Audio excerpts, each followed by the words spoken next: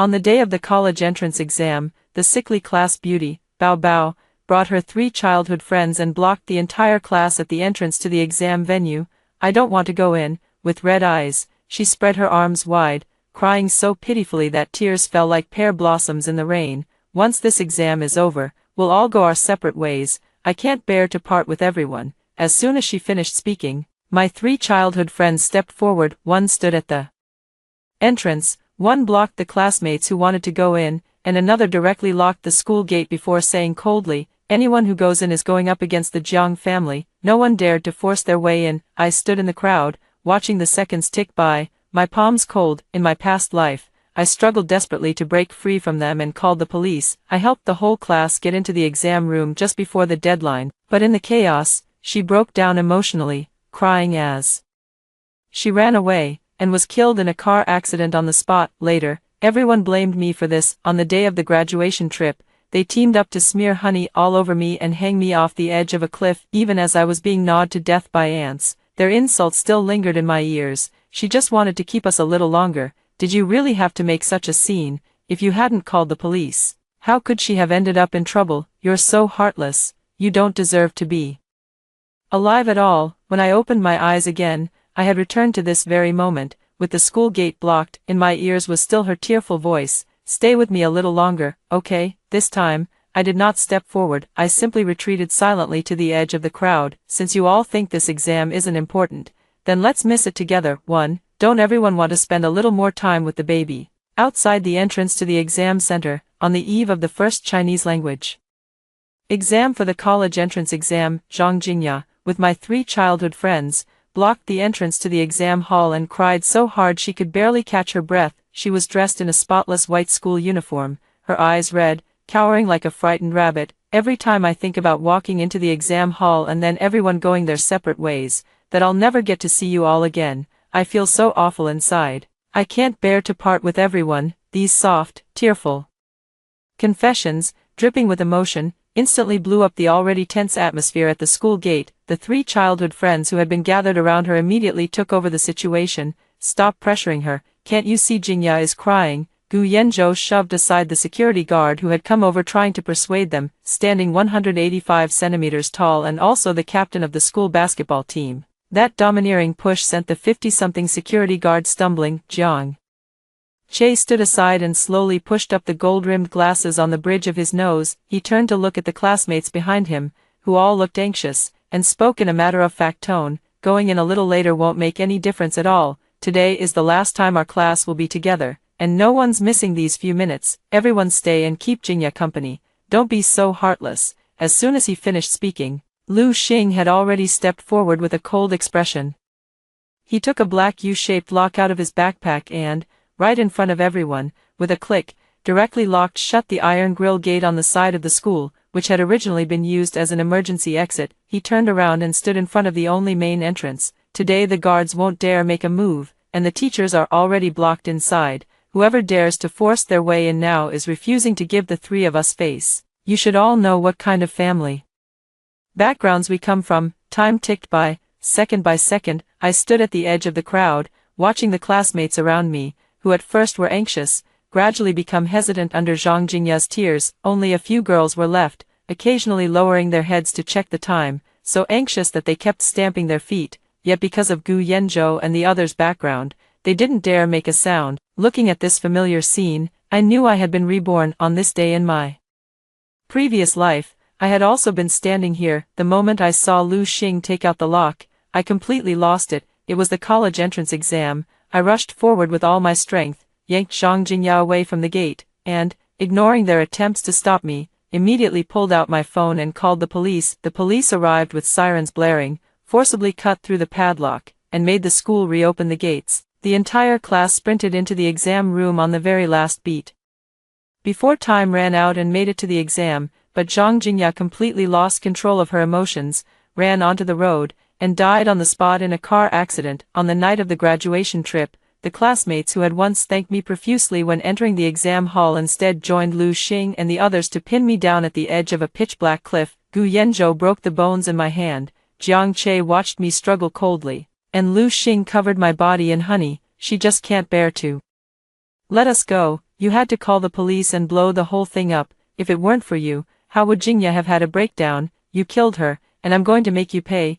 The agony of being gnawed at by ants was still vivid in my mind. Song-in, what are you standing there for? Hurry up and help persuade Jingya. The girl beside me shoved me. I suddenly came back to my senses and met Zhang Jingya's innocent eyes. I looked down and glanced at the second hand ticking on my wristwatch. 8:35. I remained silent and, when no one was paying attention, subtly took a step back. This time, I'm not getting involved. You all can miss the college entrance exam together. I turned around, trying to around this filthy crowd and quietly head toward the bus stop across the street. There is also a back gate for faculty and staff at No. 1 middle school. If I run over there now, maybe I can still make it. But just as I took 2 steps forward, a sharp pain suddenly shot through my wrist. What do you think you're doing? I didn't know when Gu Yanzhou had strode over, grabbing my wrist so hard that the immense force made my bones ache. He looked at me warily. You're sneaking around like that.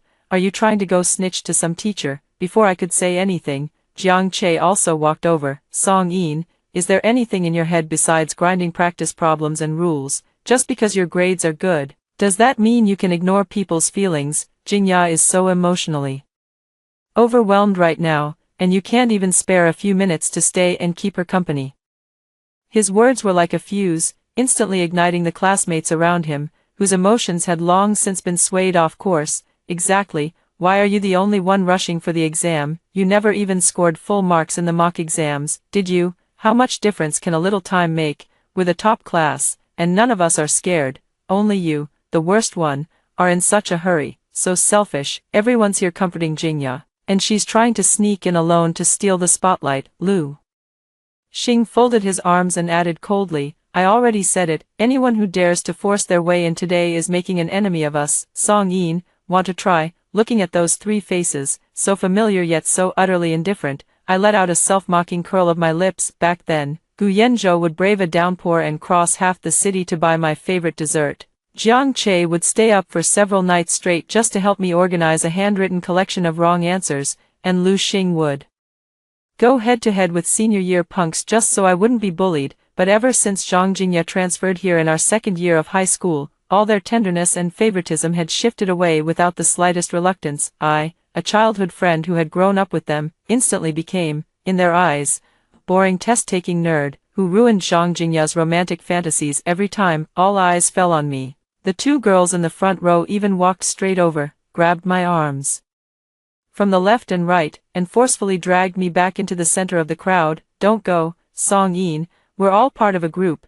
How can you get special treatment? They said with laughter, though their hands never loosened their grip. I was yanked back into the crowd by sheer force, surrounded by mocking faces on all sides. Hiding behind Gu Yanzhou, Zhang Jingya sniffled as she looked at me with a helpless expression. Baby just wants everyone to have a perfect memory before the college entrance examination. Let's sing a song together, Song of Farewell. Beyond the long pavilion, beside the ancient road, the fragrant grass stretches to the horizon. Listening to the singing in my ears, I felt incredibly angry and irritated, but the painful memories of my past life calmed me down. I took a deep breath and put on an act of being helpless and unable to resist after being isolated. I'm not going. I lowered my head and walked over to Gu Yanzhou's side. I was wrong, I won't file the report. Good that you know your place. Gu Yanzhou let out a cold snort and turned back to continue coaxing Zhang Jingya in a soft, gentle voice. While they weren't paying attention, I retreated to the greenbelt at the outer edge of the crowd and looked at the watch on my wrist. 8:50, only 10 minutes remained. The noise outside was too loud, and it finally alerted the school leaders. An exam proctor wearing a red armband rushed over, drenched in sweat. Open the door. What are you doing? Unlock it right now. The security guard was so anxious he kept slapping his thighs. Leader, these students won't let anyone through. They've even put a big padlock on the side entrance. Which exam room are you from? Have you all gone crazy? The exam supervisor, standing behind the iron gate, pointed at Gu Yanzhou and Lu Xing at the front and cursed angrily. There are only 10 minutes left until the exam starts. After the exam begins, entry is strictly forbidden. 15 minutes later, if you're 1 minute late, your paper is void and you get a 0. Are you trying to ruin the whole class? The proctoring leader's words reached everyone's ears. Finally, several students in the crowd who still had some reason left turned pale and subconsciously tried to squeeze forward, but at this moment, Zhang Jingya was crying even more miserably. She suddenly broke free from Gu Yanzhou and plopped down directly on the ground, bursting into tears. Baby treats all of you as the most important people in his life. There are still 25 minutes left. Are you all going to leave? If you think baby isn't important, and you don't even cherish the time you have left together, then go ahead and leave. Don't mind me. These words instantly stopped the footsteps of those who had been about to move forward. Jiang Che stepped forward at the right moment. He gave the unfamiliar school leader in front of him a once-over, then shook his head disdainfully. Teacher, I advise you not to waste your effort. Let me introduce myself. My surname is Jiang, and the director of the City Education Bureau, Director Jiang, is my uncle. The person beside me is Gu Yanzhou, the young heir of Gu's real estate, and as for Lu Xing, ask who invested in your school, and you'll know his identity. Hearing these three titles, the supervising leader clearly froze for a moment, and his expression changed slightly. Jiang Che was quite satisfied with his reaction and continued speaking matter-of-factly. Rules are dead, people are alive. Don't you understand the principle that the law cannot punish everyone? Besides, there are over 100 of us top students here. If all of us refuse to take the exam, one high school's college admission rate for this year will be completely ruined. When the exam starts, just call the people upstairs and say the gate had a little problem and will open 10 minutes late. They can't possibly really keep us out. Jiang Che's confident expression instantly gave the classmates around him a huge sense of reassurance. Yeah, with young Master Jiang and young Master Gu here, the exam venue will definitely make an exception. As long as everyone acts together, they'll definitely have to give in. The proctoring supervisor was so angry he was shaking all over, but he still gritted his teeth and, with trembling hands, took out his walkie-talkie, trying to force an escalation to higher-ups, only to have Lu Xing grab his arm through the iron bars. Old bastard, are you getting cocky because we're being nice to you? Lu Xing chewed on his gum and suddenly leaned in. My brother Jiang is speaking to you politely because he's giving you face. Jingya's emotions still aren't stable. If you dare cause trouble here again, believe it or not, I can make one phone call and have you pack your bags and get the hell out of one high school tomorrow. I stood by the flower bed, watching all of this coldly from the sidelines. It's 9 o'clock, the exam bell rang. I could see it very clearly. The proctoring supervisor sighed. These students, he could no longer save them. He stopped pounding on the door and instead let go in despair, shaking his head. These young masters and misses from the greenhouse have no idea that the cutoff time for the college entrance exam is rigidly locked by the national system. There is absolutely no such thing as safety in numbers, or a 10-minute exception. In this exam hall, where even a single minute can change one's fate, this time, no one will come to save them.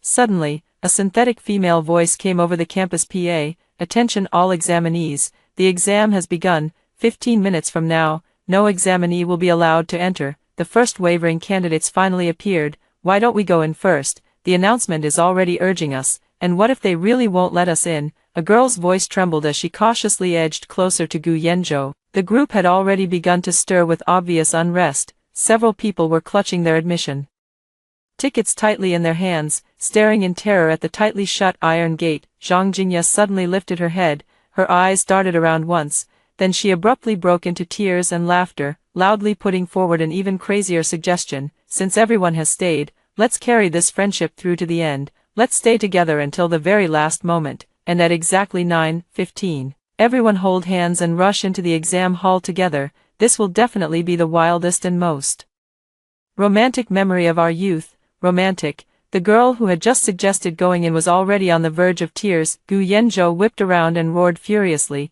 Let's see who dares leave today. The thunderous roar startled everyone nearby. Gu Yanzhou swept his gaze over the few classmates who were showing signs of backing down, and warned them through gritted teeth.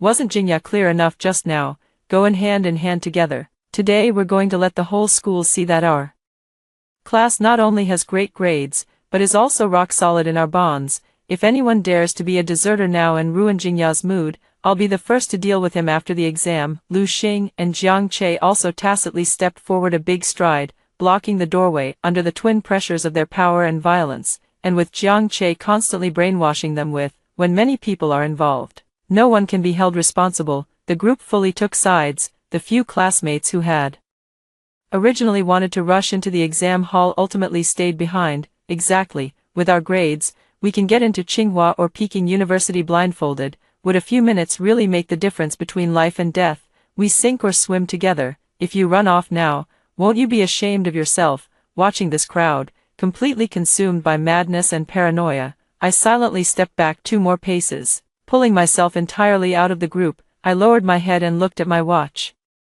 It was 9:10. While everyone was singing through tears, Zhang Jingya suddenly came over to my side and whispered a reminder. There's still a way out through the back gate of the school, it's still not too late. Before I could react, she had already joined the chorus with the others. I froze for a second, not understanding why she was suddenly telling me all this, but since I could get into the exam hall, I definitely wouldn't give up. In my previous life, I missed the top spot in the city by 1 point. In this life, I'd definitely make up that 1.2, and as if helping me seize the opportunity, Zhang Jingya suddenly asked everyone to surround her, shifting everyone's attention away. Was she helping me? I stopped daydreaming and, while they weren't paying attention, ran toward the back door. 9:13, I managed to get into the school. As long as I made it to the door of my exam room and got through security, I could take the exam without any problems. Meanwhile, at the school gate, everyone was caught up in their emotions. All right, time's about up. This should count as the craziest youth experience ever, right? Jiang Che glanced at the clock and waved his hand gracefully. Lu Xing, open the door. Everyone, hold hands and charge into the exam room in the most dashing way possible. Got it. Lu Xing walked up to the side door he had locked from the inside, took out the key, and shoved it into the keyhole. The whole class immediately and spontaneously joined hands, their faces beaming with smiles. However, 10 seconds passed. Click, click. Lu Xing twisted the key hard, the veins on his forehead gradually bulging, and his movements on the key became increasingly frantic. What's going on, Brother Xing? Hurry up, entry will be prohibited in just 2 minutes. The boy from earlier now sounded like he was on the verge of tears. Why are you rushing me? This lock is jammed, Lu Xing exclaimed anxiously. Kicking the iron gate hard, the railing rattled with a buzzing sound, but the sturdy anti-theft lock remained tightly engaged, completely unmoving. Move aside, I'll do it. Gu Yanzhou was panicking too. He shoved Zhang Jingya aside and rushed up, frantically smashing at the lock and pulling at the gate with Lu Xing. But no matter how hard they tried, the iron gate remained tightly shut. The security guard also rose above past grievances. He didn't want to delay the children's future. Seeing that they wanted to get in for the college entrance exam, he immediately rushed over to help. Just then, the electronic announcement sounded on time from the loudspeakers above the exam hall. It's now 9:15, all examination staff, please note, admission time has officially ended, stop verifying entry. Along with the cold announcement, the proctor walked out and was clearly startled to see that there were still so many people outside the school, but he still followed the rules and set up barricades inside the school. No, let us in, I'm Gu Yanzhou, let me in. Gu Yanzhou had completely gone mad, rushing to the main gate and violently shaking the iron bars. Please, open the door. I can't miss the college entrance exam, my mom will beat me to death, let me in. Several girls completely broke down and knelt on the concrete ground, wailing loudly. Some even tried to climb over the school fence like madmen, only to be shouted at and stopped at this moment. Police cars also arrived one after another. They helped cut the lock open, but it was to no avail. The rules of the college entrance examination explicitly forbade it, and even with their powerful family backgrounds, there was nothing they could do. The so-called favored children of heaven, who had just been singing praises of youth, were now wailing outside the examination center. At this moment, Lu Xing looked at the crying classmates and realized something. Where's Song Yin? As I sat in my seat in the exam room, the sirens outside and the faint cries seemed completely shut out by an invisible barrier. I took a deep breath, forcibly suppressing my wildly pounding heart, and focused all my attention on the test paper. Although I entered the exam room nearly 10 minutes later than the others, the memories of my past life gave me my greatest confidence at this moment. I had reviewed these questions countless times in the deep nights of my past life. Now that I was doing it all over again, every question felt incredibly familiar, and my hands seemed guided by divine inspiration as I wrote. Inside the exam room, it was so quiet that the only sound was the faint rustle of pen tips brushing against paper. In the gaps between answering questions, I couldn't help but think back to the words Zhang Jingya had said when she came close to me at the end. Why did she help me? The school's back gate should have been sealed too, so why did she tell me there was another back gate and help me divert everyone's attention? Originally, in this life I had even prepared to repeat the year. At worst, I was ready to break the net in a fight to the death and take their act of locking the school gates to the public. Security Bureau, yet I actually ended up sitting here, successfully taking the college entrance exam. No matter what, I'll finish the exam first. I pulled my thoughts back together and, in one go, finished writing the last character of the essay. Examination over, please stop answering. As the bell to hand and the papers rang, I let out a long breath, packed up my stationery, and followed the crowd out of the teaching building. Just as I reached the main gate of No. 1 high school, I was stunned by the scene before me. The area outside the gate was already packed solid. Not only were there anxious parents and police maintaining order, but also more than a dozen local media outlets that had rushed over after hearing the news. Long lenses and short lenses were set up outside the cordon, and flashes lit up the whole scene. Student Gu, may I ask what the reason was for your entire class missing the first exam? There are rumors that you all did it to protest the exam room system. Is that true? The reporters shoved their microphones forward as hard as they could. The police had set up a cordon, but they simply couldn't hold back this group of reporters desperate to grab the headline. Inside the cordon, Gu Yanzhou, Jiang Che, and Lu Xing looked like trapped beasts, their faces livid with anger. Several students nearby were even clutching their heads and crying uncontrollably, already on the verge of a mental breakdown. No one knew who had sharp eyes, but suddenly someone pointed at the door and shouted, "Song Yin, why did you come out from inside? I knew you weren't around. Where did you go? So you went in to take the exam?" That scream instantly drew everyone's attention to me. Gu Yanzhou suddenly lifted his head, his bloodshot eyes fixed fiercely on me. He strode to the iron gate and roared at me, "Song Yin, you fucking dared to sneak in, you actually betrayed us." The entire class seemed like a powder keg that had been ignited. They all rushed toward me, pouring the despair and rage of having missed the college entrance exam onto me. Their expressions looked as if they wanted to tear me apart and swallow me whole. "Song Yin, you slut, we agreed to stand or fall together, and you actually ran to the back entrance alone. You're so selfish. We came here to keep Jingya company, yet you used us just to go take your exam. How could you be so shameless? Traitor, a test solver is just a test solver. For a few points, you've even let your conscience be eaten by dogs."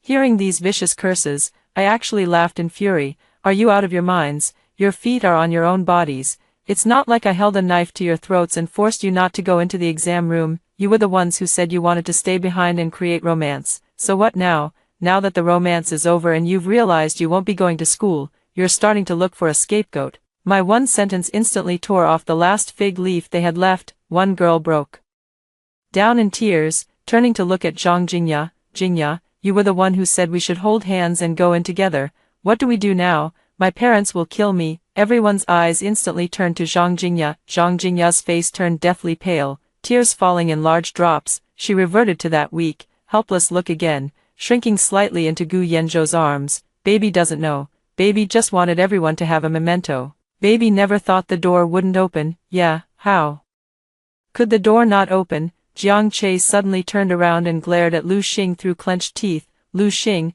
you were the one who brought that lock. You fucking took it upon yourself to lock the door." Lu Xing was just as furious now, veins bulging in his neck as he grabbed Jiang Che by the collar. "You're blaming me now. Why didn't you say anything when I locked the door in the first place? Who was it that stood there saying there's safety in numbers? How was I supposed to know that damn lock would jam and be impossible to turn? Stop arguing, all of you, stop arguing." Gu Yanzhou kicked the iron door irritably. More than 100 top students, in front of the cameras of dozens of media outlets, were blaming each other, cursing, and shoving one another, like a pack of mad stray dogs, completely thrown into chaos. A little over 10 minutes later, the first parents to arrive completely broke down. Slap. As soon as a girl stepped forward, her father slapped her hard across the face. The man was trembling all over with rage, pointing at her nose and unleashing a stream of abuse. "I spent hundreds of thousands sending you to cram school, and today you tell me you were singing at the school gate and missed the exam. Go die." Cries, slaps, and wails instantly echoed outside the school gate. The parents from ordinary families who had worked so hard to raise top students watched their children trample all over 12 years of bitter, painstaking study, and each of them was practically about to cough up blood. The luxury cars of the Gu, Jiang, and Lu families also pulled up one after another by the roadside. As soon as Gu Yanzhou's father, Chairman Gu, got out of the car, his face was so dark it looked like water could drip from it. Gu Yanzhou had originally wanted to step forward and explain, but Chairman Gu immediately raised his hand and slapped Gu Yanzhou on the back, knocking him off balance and onto his knees. Dad, listen to me explain, it was an accident. Accident my ass, mister. Gu flew into a rage, pointing at him and cursing in front of everyone. You dragged your whole class here to protest the college entrance exam for the sake of some woman. You've disgraced the Gu family completely. I'm telling you, this afternoon I'll have the lawyers handle the paperwork. From today on, the Gu family inheritance rights will be handed over to your younger brother, and in this lifetime you can forget about touching a single penny of the company. Gu Yanzhou felt as if struck by lightning, and his whole body went limp to the ground. For someone as arrogant and untouchable as the young master, being stripped of his inheritance rights was even worse than killing him. The parents of Jiang Che and Lu Xing were equally frustrated by how disappointing they were. Jiang Che's eldest uncle was even summoned by the Commission for Discipline Inspection for questioning overnight. The Jiang family was now too overwhelmed to look after itself, and they didn't even spare Jiang Che a glance, just as everything was in complete chaos. Gu Yanzhou suddenly got up from the ground, walked up to me with red eyes, and grabbed my hand. Song Yin, you're not allowed to go take the math exam this afternoon. His tones still carried that overbearing sense of entitlement. We swore as kids that we'd go to the same university. Our grades are already ruined now, and you have to stay in step with us. Jiang Che also pushed up his glasses from the side, forcing out the last shred of dignity. Song Yin, Yanzhou is right. Even if you take the exam this morning, it's useless. Don't take the afternoon exam either. At worst, the four of us can repeat a year together next year, and our families will pay for it. I looked at the two lunatics, and my stomach churned violently. You're rotting and stinking on your own, and you still want to drag me down with you? I let out a cold laugh. Who do you think you are? What do you even amount to? Sorry, I'm not playing along. After saying that, I turned around directly and faced the reporters outside the cordon, who were all worried about not having a sensational news angle. Dear reporters, I'm Song Yin, a senior student in the Qingbei class at No. 1 City High School. I raised my voice and pointed at the group outside the door. Do you want to know the truth? This isn't a protest at all. It was Gu Yanzhou, Jiang Che, and Lu Xing, these three people, in order to satisfy the so-called separation anxiety of the girl they liked, Zhang Jingya, used their family backgrounds to intimidate the security guards, forcibly locked the gates of the exam venue, and led the whole class in singing a farewell song. They even threatened classmates who wanted to enter the exam room with their family power. The entire venue fell into dead silence for an instant, and then the reporters' cameras went off in a flurry of click, click, click. What nonsense are you talking about? Song Yin, shut up. Gu Yanzhou rushed toward me like a madman, trying to cover my mouth. Whether I was talking nonsense or not, there are so many surveillance cameras around. Everything was captured clearly, I said coldly, sweeping my gaze over the group of classmates who had finally learned to fear. You accomplices, brainwashed by their privileges, really thought you could stand above the nation's college entrance exam rules. Now, are you satisfied? After hearing my words, the parents' eyes all turned red, and they all turned to stare furiously at Gu Yanzhou and the other two. If looks could kill, the three of them would already have been torn to pieces. Facing the parents' bloodthirsty glares, Gu Yanzhou and Lu Xing panicked completely. Eager to clear themselves, they both turned around almost at the same time and viciously pointed at Zhang Jingya, who was trembling off to the side. It was her, it was all her forcing us. She was the one who insisted we stay and keep her company. Gu Yanzhou screamed hysterically, with not a trace left of his deep, affectionate CEO persona. Just as everyone's fury was about to engulf Zhang Jingya, she suddenly stopped sobbing. Zhang Jingya slowly stood up from the floor. She wiped the tear streaks from her face, and the timid look that had always been in her eyes was now unnaturally cold. She reached up and straightened her disheveled hair, a smile curling at the corners of her lips. Pretending to be a baby is really exhausting, but it was worth it to see you all looking like miserable stray dogs, worse than dead. Her voice was no longer that sweet, syrupy baby voice. Every word she spoke clearly reached everyone's ears. Gu Yanzhou froze. Jiang Che's hands stiffened in midair. The entire class looked at the girl in disbelief, as if she had instantly become a different person. You, what are you talking about? Lu Xing asked stammeringly. I'm saying, you fools, you're really ridiculous. Zhang Jingya swept a cold glance over the three childhood friends who had once held her in the palm of their hands. Do you really think I transferred here and hovered around you every day because I like spoiled young masters like you? She took a deep breath, and a fierce hatred erupted in her eyes. My brother, who was 13 years older than me, was called Lin Yuan. 3 years ago, the company he founded, Yuanheng Technology, was about to go public, but the elders of your 3 families, in order to swallow up his technology, joined forces to set him up, cut off his funding chain, and even falsely accused him of commercial fraud. My brother was forced to the brink by you, and in order to leave me a clean sum of money, he jumped from the 28th floor. What does this have to do with us? That was a business war between adults, Gu Yanzhou argued. Is that so? Zhang Jingya stepped forward sharply, pointing at Gu Yanzhou's nose, then at the whole class behind him. After my brother died, the truth originally had a chance to come out, but you 3, in order to protect your family's reputation, used your influence at school to lead the whole class into spreading wild rumors online. You posted that my brother was a scammer, that he killed himself out of guilt, that he was a deadbeat debtor. With your keyboards, you trampled on the last bit of dignity my brother had left. The faces of the classmates around them instantly turned pale, and some guiltily lowered their heads. I remember now, in my first year of high school, there really was a class-wide online crusade campaign, Gu Yanzhou and the others said. They were punishing evil and promoting good, and they rallied the whole class to go control comments under a news post. Zhang Jingya was smiling, but tears were falling down her face. I can't do what my brother did and build a business empire to take revenge on your families, but I can trample hard on the most important part of your lives. You are all accomplices in killing my brother. Today, I'm going to destroy the 12 years of hard work you put in. I want you to taste what it's like to fall from the clouds into the mud, to be driven to despair and madness. The scene fell into a deathly silence, with only the rustling of leaves in the wind. Those classmates who had been full of grievance just moments ago were now unable to utter a single word in rebuttal. Gu Yanzhou's eyes were bloodshot as he clenched his fists tightly, then suddenly whipped around and pointed at me. If the whole class is complicit, then why is Song Yin allowed to enter the exam room? Zhang Jingya turned her head and looked at me standing inside the iron gate. The hatred in her eyes faded a little, replaced by a kind of calm. Because she didn't take part, Zhang Jingya said word by word, when your whole class was cyberbullying my brother back then, only Song Yin posted one sentence. I don't know the full story, so I won't comment. And when I first transferred here in my sophomore year, all of you were secretly mocking me for being pretentious and for having a fake voice. Only Song Yin, when I was hiding in the bathroom gagging, handed me a tissue.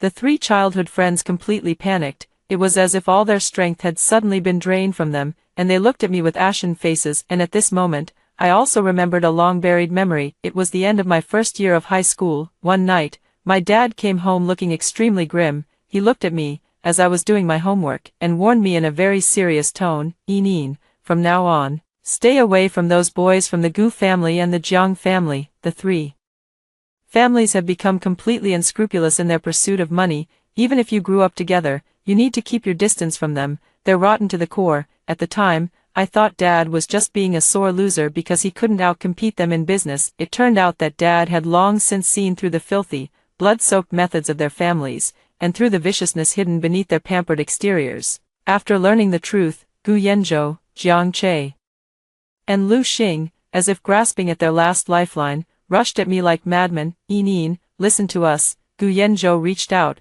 trying to grab the hem of my clothes, his face covered in tears and mucus. We were young and ignorant back then. We didn't tell you because we were afraid you'd think we were awful. We knew you're a just person, and you'd definitely stop us, so we made the whole class keep it from you. Yin, we're the ones who grew up with you. Jiang Che no longer cared about his gold-rimmed glasses, and his voice trembled. Song Yin, help us explain to the media that we were just confused for a moment. I looked at them coldly, like I was staring at a pile of disgusting trash, and decisively took a step back to avoid their hands. Don't call me Yin, it makes me sick. I mercilessly shattered their last illusion. You're not afraid that I'll stop you, you're just rotten to the core, yet still want to put on a front in front of me. Now, even thinking back to the times I spent with you as a child makes me feel physically nauseous. Stay in this filth and reflect on yourselves. The police quickly stepped forward and took Zhang Jingya away for investigation on suspicion of provoking trouble and disturbing public order. Zhang Jingya did not resist.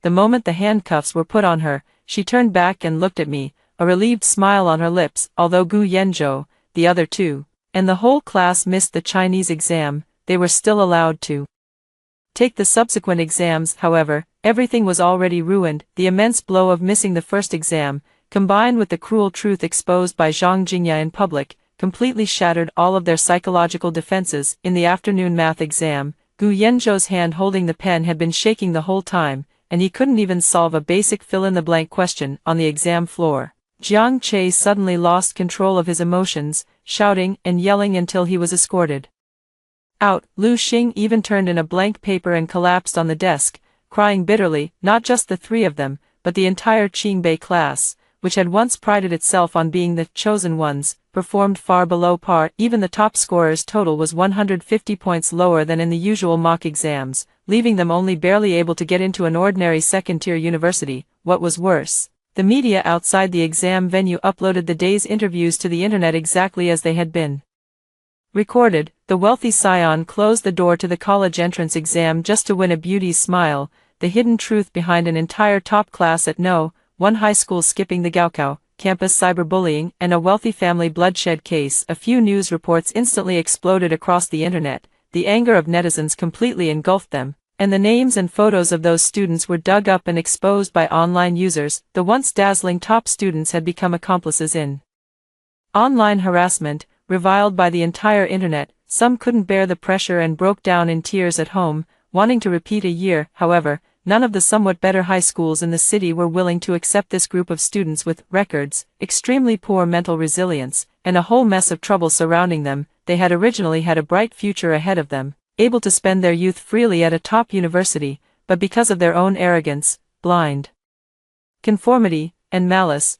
they shattered their future with their own hands. Karma is a wheel that turns unerringly. 3 years later, that ridiculous Gaokao farce had long since become the talk of the city over tea, and those three childhood friends, once so arrogant and overbearing, had also completely plunged into their own separate abysses, because the lock-the-door incident had such an appalling impact. Lu Xing not only dragged the family business into a sharp plunge in market value, but was also completely stripped of his inheritance rights. After his illegitimate younger brother took his place, he cut off Lu Xing's source of income. I heard that he now hangs around shabby bars all day and has become a bum who lives off other people's charity, cursing heaven and earth at anyone he meets. Although Jiang Che was sent abroad by his family at great expense to a diploma mill, he simply could not withstand the pressure of public opinion back home and the loneliness of being in a foreign country, and before long he completely degenerated into a life of partying and debauchery overseas. As for Gu Yanzhou, although his younger brother was hopelessly useless,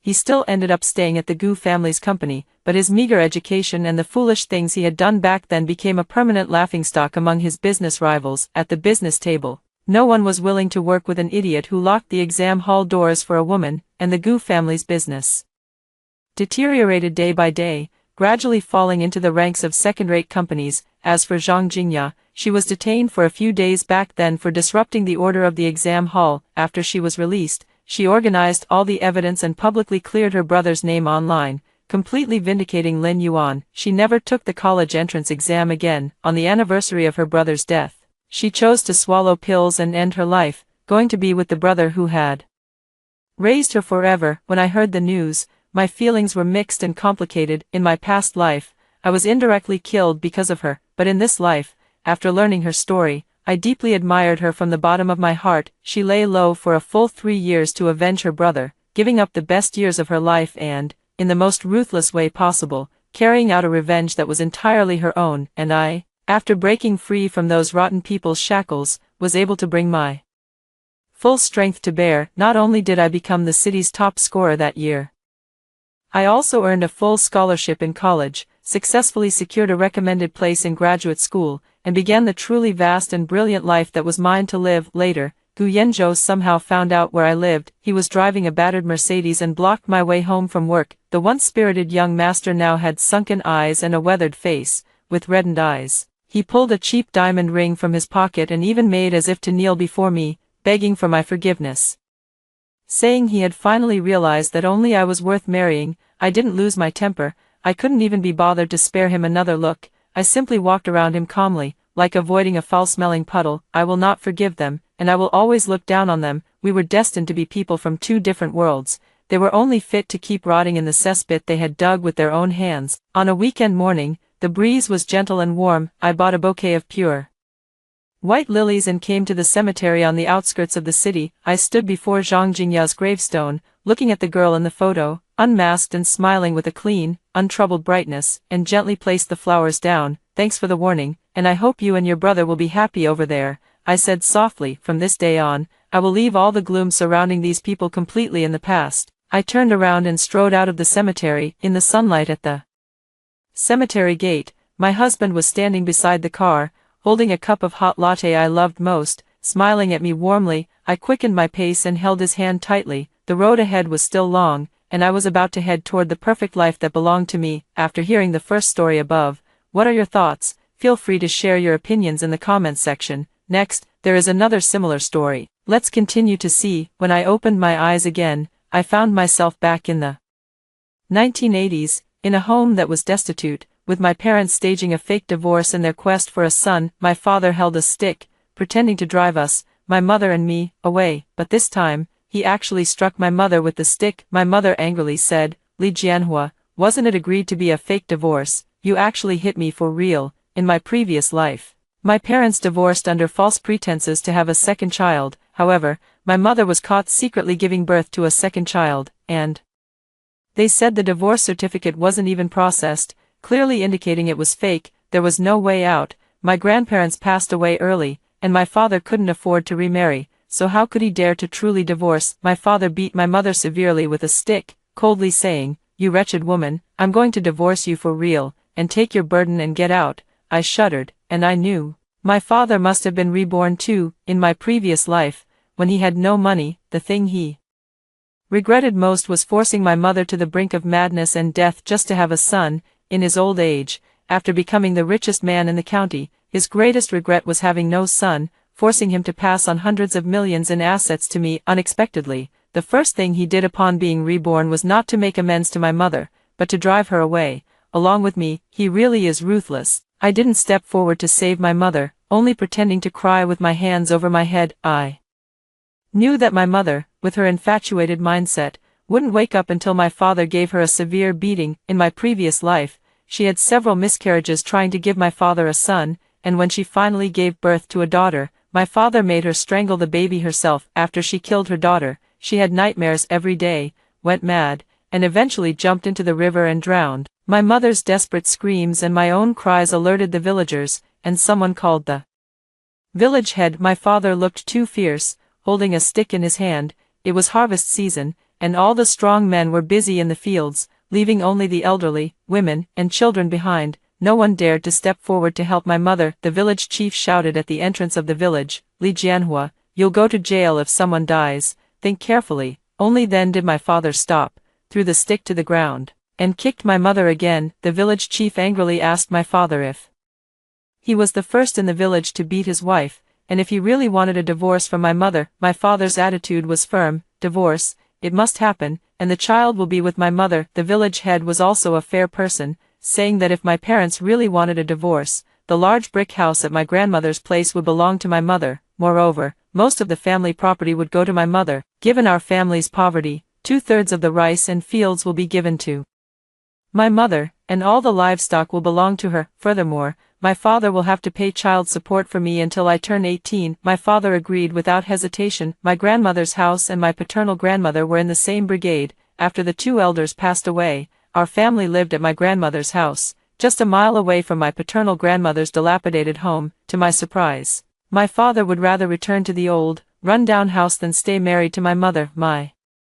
mother, having been beaten severely, also made a firm decision. She begged the village head to help us divide the family belongings and went with my father to get the divorce certificate. When I returned from the divorce, my mother threw my father's clothes out the door, gave him 2 baskets of rice, and told him to store the rice properly and return the baskets. That afternoon, my father carried the baskets to Widow Wang's house next to the old home. I remember, in my previous life, when my parents pretended to divorce and returned to the old house, Widow Wang kept trying to seduce my father, but he always refused. Later, Widow Wang married to a town nearby, gave birth to twin sons, and my father talked about it for a long time. This life, it seems, is fulfilling their wishes. Somehow, I find myself thinking again about the moment before my death. In my previous life, I never married because my father said that the men pursuing me only wanted his money, and he forbade me from marrying.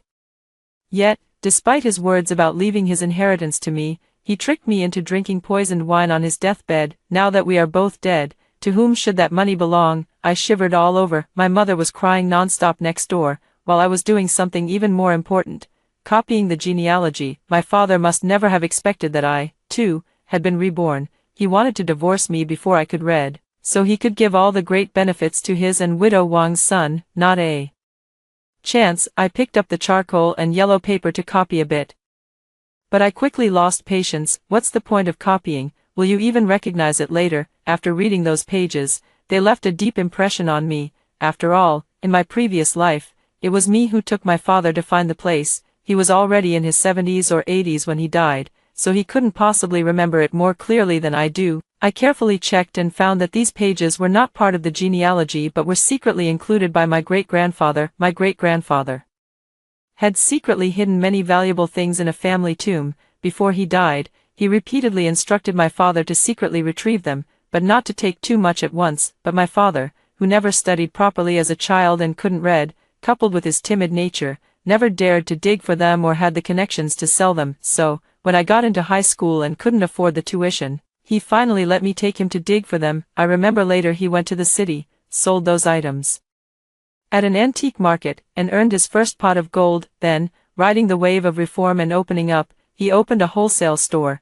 started a factory, and gradually expanded, eventually becoming the richest person in the county with assets worth hundreds of millions. With a firm heart, I carefully tore out these pages, memorized the content repeatedly, and without hesitation, folded them neatly and tucked them under the tile that served as a table leg support. My small desk was still the one my mother used when she was a child, but now it was much more stable. The next morning, just as the sky began to lighten, I was awakened by a series of urgent knocks on the door. Sure enough, it was my father, arriving with 2 empty baskets. My mother said viciously that she would never forgive my father, and he should give up that hope. You should really give up hope. She has no idea at all. My father pushed my mother aside and walked straight into the study, which was the room my grandfather had prepared for me, with all the books inside. My mother, in order to fill the bookshelves, even put the genealogy in there. My father cradled several genealogy books in his arms as if they were treasures, leaving without looking back. My mother was both angry and anxious, cursing at the door for a long time, but he never even turned to look at her. Seeing my father's back, I couldn't help but laugh. Having been given a second chance at life, had he become senile? Had he forgotten what truly mattered? If I were him, the first thing I'd do after being reborn would be to secure the genealogy books, not rush into divorce and having more children. I must admit, I'm quite looking forward to seeing his reaction when he realizes that I've tampered with the genealogy and he can't find anything. My mother has a flaw. Whenever she's in a bad mood, she works herself to the bone, literally destroying herself. With bruises and marks all over her body, she seems to have already forgotten how painful yesterday's beating was. After breakfast, she grabbed a hoe and was about to head out. I asked her where she was going, and she said she was going to till the fields. Why dig the fields right after the autumn harvest? I sighed and told my mother that the dried-up well behind the house was connected to a piece of barren land, and since no one wanted it, it would be better to dig it deeper and turn it into a small fish pond. Even if we couldn't raise fish, we could raise ducks or geese. My mother was feeling depressed and didn't ask why. She really went to the back of the house to start digging. Our area still had quite a bit of farmland. The paddy fields were allocated by the production team, and whoever cultivated the barren hills and lands owned them, especially this piece of land, which was next to our house and had originally belonged to my grandparents. The villagers watched my mother digging the land under the scorching sun, not bothering to persuade her, only secretly feeling sorry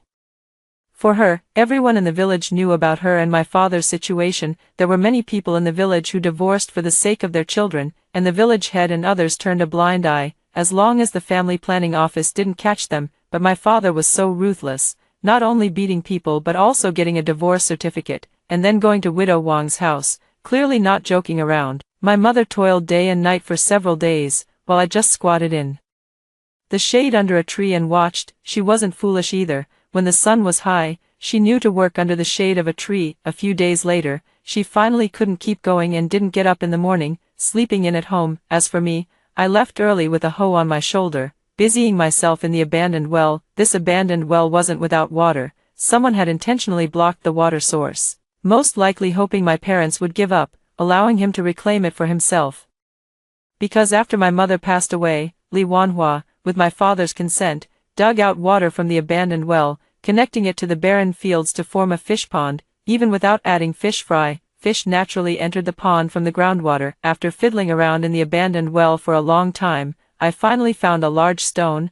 Wow, this person had quite a bit of strength. After digging beside it for a long time, the stone finally loosened, using all my strength as a 5 or 6 year old, and with the lever principle I had learned before, I finally flipped the stone over at the bottom of the 2-meter wide dry well, revealing the water outlet below, which gradually became damp. For safety, I dug a few more holes, and only when I saw water gushing out from below did I climb back up and return home. When I got home, my mother was still asleep. I planned to light a fire myself and cook some porridge. I was too hungry. Unfortunately, having not lit a fire for too long, I had forgotten the art of cooking, and despite lighting several matches, the fire just wouldn't catch. It was so difficult to light the fire, and the wood wouldn't catch, leaving me with a face full of smoke. I was on the verge of tears. Just then, someone knocked on the door. It was Li Wanhua, the village head. Could it be that he took notice because of the wasteland and the dry well that my mother and I were working on? He smiled, patted my head, and asked me where my mother had gone. I said, "My mother is still sleeping." His face suddenly changed drastically, and he asked which room my mother was in. I pointed, and he rushed in. I followed him into my mother's room. On such a hot day, my mother was actually covered with a blanket, and I finally realized something was wrong. Li Wanhua threw back the quilt, and beneath my mother, there was a pool of bright red blood. I was terrified. Li Wanhua picked up my mother and told me to wash my face and follow. I quickly fetched a basin of water and only then realized that my face was completely blackened by the smoke. I quickly washed my face and caught up with Li Wanhua. He had already reached the village entrance.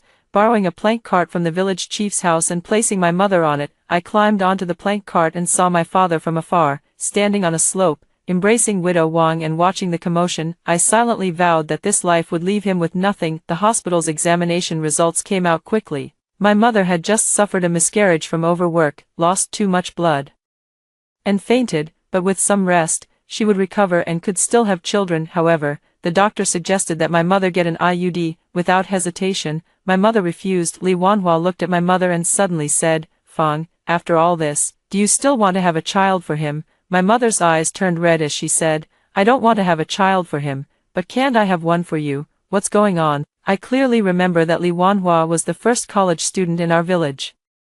After graduating from university, he returned without accepting the assigned job and became the village head. In his previous life, he never remarried and barely spoke to my mother. How did he suddenly become like this? What will happen to me if they have a child together? My mother held my hand and said, "Call him Dad. He's your real father." "What? Li Jianhua isn't my real father. My real father is actually Li Wanhua, the man I've never spoken to my entire life. I must be hearing things." I shook my head vigorously. Li Wanhua cupped my face, tears uncontrollably streaming down as he choked out, "It's me. I'm sorry to you and your mother." My mother said that she had secretly been in a relationship with Li Wanhua before, but he went to university in another city. At that time, college students were not allowed to get married. Unable to do anything about it, for the sake of the baby in her womb, my mother had no choice but to marry Li Jianhua. Out of guilt towards Li Jianhua, my mother always wanted to have another child for him, regardless of whether it was a boy or a girl, just to give him one. Since Li Jianhua was so heartless, my mother had no choice but to work herself to the bone to abort the child in her womb. I never expected that in my previous life, my mother and my biological father were so tight-lipped. If it weren't for being reborn, I would never have imagined that my real father was someone else. Suddenly, I felt that Li Jianhua was quite pitiful in his previous life, working so hard to raise me, only to find out I wasn't his biological child. By the time my mother was discharged from the hospital and returned home, rumors were already flying all over the village. The most absurd rumor was that my mother had an affair with Li Wanhua, which led to her being driven out, and she even caused Li Jianhua's children to miscarry. No one seems to remember the scene from a few days ago when my mother was working herself to death in the fields. The village chief said that since the two had divorced, it was normal for them to remarry. Since Li Jianhua had married Widow Wang, it was only natural for my mother to marry Li Wanhua. Under the village chief's persuasion, Li Jianhua and Widow Wang got their marriage certificate, and my mother and my biological father also got their marriage certificate. Afraid of gossip from the village, for a long time, I didn't dare to call my biological father Dad. In the end, It was the village head who made the decision, allowing me to call him Dad and changed to calling Li Jianhua Uncle. Naturally, Li Jianhua was overjoyed, as this meant he no longer had to pay for my upbringing after school started. My father wanted to enroll me in preschool, but the teacher said I was already 6 years old and could start first grade. Originally, he came to my house a few days ago to persuade my mother to send me to school in my previous life. He also came to my house, wanting to persuade me to study, but was scolded by Li Jianhua. The following year, he came to our house multiple times before finally convincing Li Jianhua to send me to school, and so, the fortunate me, 1 year earlier than in my previous life, started first grade. This is good too, so I can avoid those troublesome classmates and experiences from my past life, but I still couldn't escape. One day, halfway through class, a classmate suddenly started vomiting violently, spewing out a floor full of worms, even though I had lived for decades in my previous life. I still couldn't help but retch in the corner. Even after changing to a different class, I still received the same treatment as in my previous life. A few people quickly came over to check if I had vomited out worms. Fortunately, this time around, I didn't vomit out worms, it was just nausea. When I got home, I told my parents I wanted to eat peyote candy. In my previous life, I vomited out worms at school, and it was Li Jianhua who bought me worm medicine once. After that, I only took it when the school provided it. In this life, my mother didn't go away to avoid having a second child. She laughed and said, "How could I forget such an important thing?" Then, she had my father buy a large bag of pagoda sugar. My father tidied up the dry fields and the dried up well behind the house, turning them into a fish pond. He said that before he left, he had noticed the well was about to start producing water, so he blocked it with stones, planning to wait until he returned to clear the land with my mother and turn it into a fish pond. Unexpectedly, upon returning, I found that my mother had remarried and had no interest in managing things. I just smiled and said nothing. I remember clearly that in my previous life, after my mother passed away, he still took over the dry well and the wasteland from my father, built a fish pond, and even set up a fish shack nearby. For some reason, I also felt that he was quite pitiful in his previous life. In the winter, my mother became pregnant, and widow Wang also became pregnant. The villagers said they often saw Li Jianhua wandering around the desolate hills at night, likely intending to go hunting. I knew he wasn't planning to go hunting, he wanted to rely on his memory to find that ancestral grave. I thought that, besides me, no one else should know the location of that grave, because it was an abandoned grave, located on a hillside. A few stones were exposed outside as markers, overgrown with weeds. If not for the map, no one would have thought that there were treasures inside. Since he was leaving at night, I figured I would leave in the morning and see who could get the treasures inside first. As long as I moved a little bit out each day, I could empty it all, leaving him with nothing. Having made up my mind, I got up secretly at around 5 a.m. the next morning, left the house, and sneaked towards the desolate mountain. The barren mountain is vast, overgrown with weeds and shrubs, neglected and unmanaged, accessible only in winter when it's free of snakes, insects, and rodents. If not for the confidence of having lived several decades in my previous life, I wouldn't have dared to come alone. After wandering in the mountains for nearly 2 hours, it was already dawn when I finally found the location of the ancestral grave. I moved aside the tangled weeds, pushed open the wooden door with a green stone slab, creating a small gap, and was about to slip inside. A strong arm grabbed my hand. Oh no! My heart skipped a beat. Could it be Li Jianhua? I turned my head and saw my biological father glaring at me angrily. Li Xiaolian, why aren't you studying and running here for?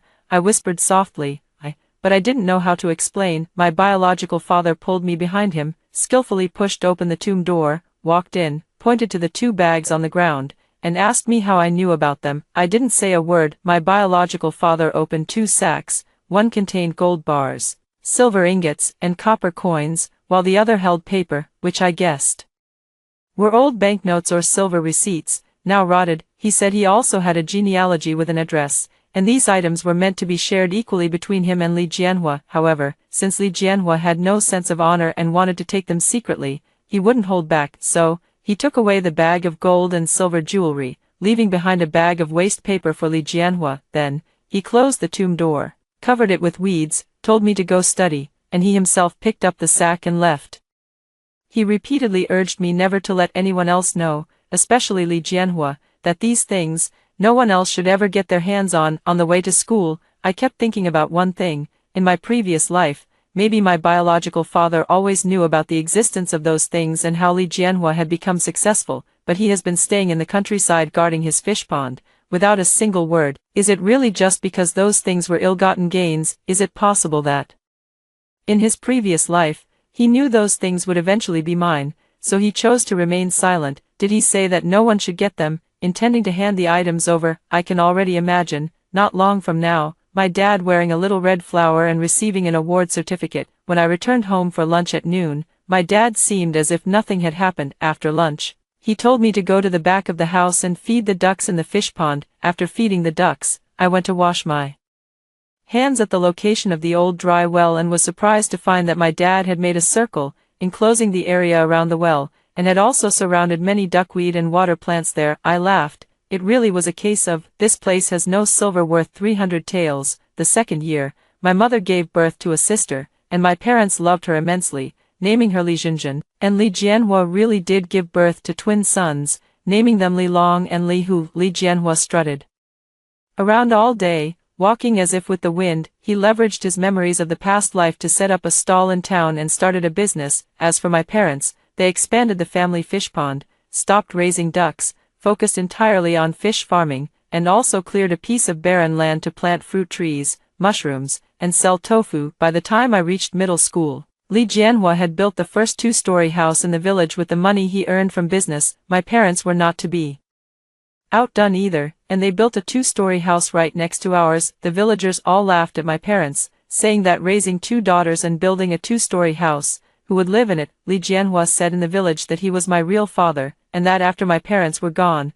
the house would belong to his son. He really dared to think that Li Long and Li Hu, along with their sister Jinjin, went to school together, but they always bullied Jinjin. One day, I happened to see them on the road and gave the two brats a good beating. The two kids cried and went home to tattle to their parents. Widow Wang came to my house, throwing a tantrum and rolling on the floor, until the village chief gave her a scolding and she finally went back obediently. After that, Jinjin never walked with them again. Li Jianhua constantly called me an ingrate, probably thinking that since I was his biological child, I should be grateful for all the hard work he put into raising me in my previous life and for passing down so much family property to me. If it weren't for him, how would I have died early and been reborn? I hate him to death. Li Long and Li Hu seem to have no talent for studying. Every exam, the two of them together don't even score 60 points, but they are quite skilled at stealing chickens and dogs. One day, I noticed that the old desk in the house started to wobble, and I realized something was wrong. Several pages under the desk had been taken away without my knowing. When, if I'm not mistaken, it must be Li Jianhua who discovered something amiss with the genealogy and had the two kids secretly find and take it away. The paper shouldn't be that good after so many years, right? It should have rotted away by now, right? Before the summer vacation, after the high school entrance exam was even half over, I saw Li Jianhua standing at my doorstep, covered in dirt, asking if I had touched anything in the ancestral grave. My father stood in front of me and asked him, "Which ancestral grave? What thing? The whole village is surnamed Li, and if there's anything in the old ancestral grave, it should be shared equally by the whole village." Li Jianhua panicked and said, "Nothing, there's nothing." A few days later, Li Jianhua was severely beaten and lay at home. My father took 200 yuan and some fruit to visit him. They spoke with the door closed. My mother didn't come, and Jinjin went out to play. I crouched by the room door and couldn't help but eavesdrop on a few sentences. Originally, Li Jianhua was set up and lost the shop in town due to gambling. Wanting to recoup his losses, he went to tamper with the items in the ancestral grave. Unexpectedly, all he found in the grave was a bag of waste paper. My father scolded him a few times and then said he wanted to go home. He grabbed my father's hand and asked if he could borrow some money to try and win back his losses. My father told him to forget about it, not only because they didn't have the money, but even if they did, no one would lend it to him for gambling. Unexpectedly, Li Jianhua, who had been given a second chance at life, got involved in gambling. It seems he really has lost his mind. When the holidays ended, my dad sent me to the city to attend high school, saying, "What's good about the county high schools? The city ones are much better." Everyone laughed at him, saying that it was already good enough for a girl from the village to attend high school, let alone sending her to the city. It was as if he had money to burn.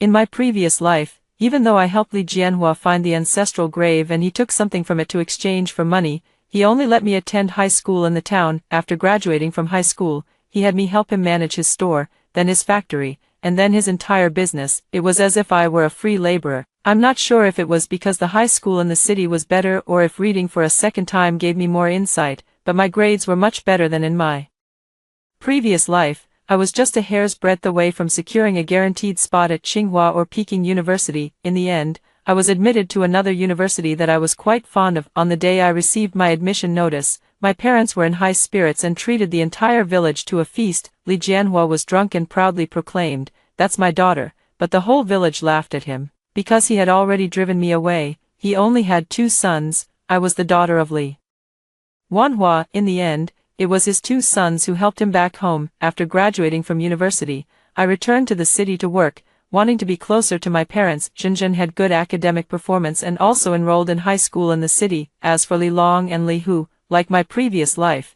they couldn't afford to go to high school, because their father spent all day drinking and gambling. Widow Wang was always either cursing Li Jianhua for being a scoundrel or crying about her bad luck.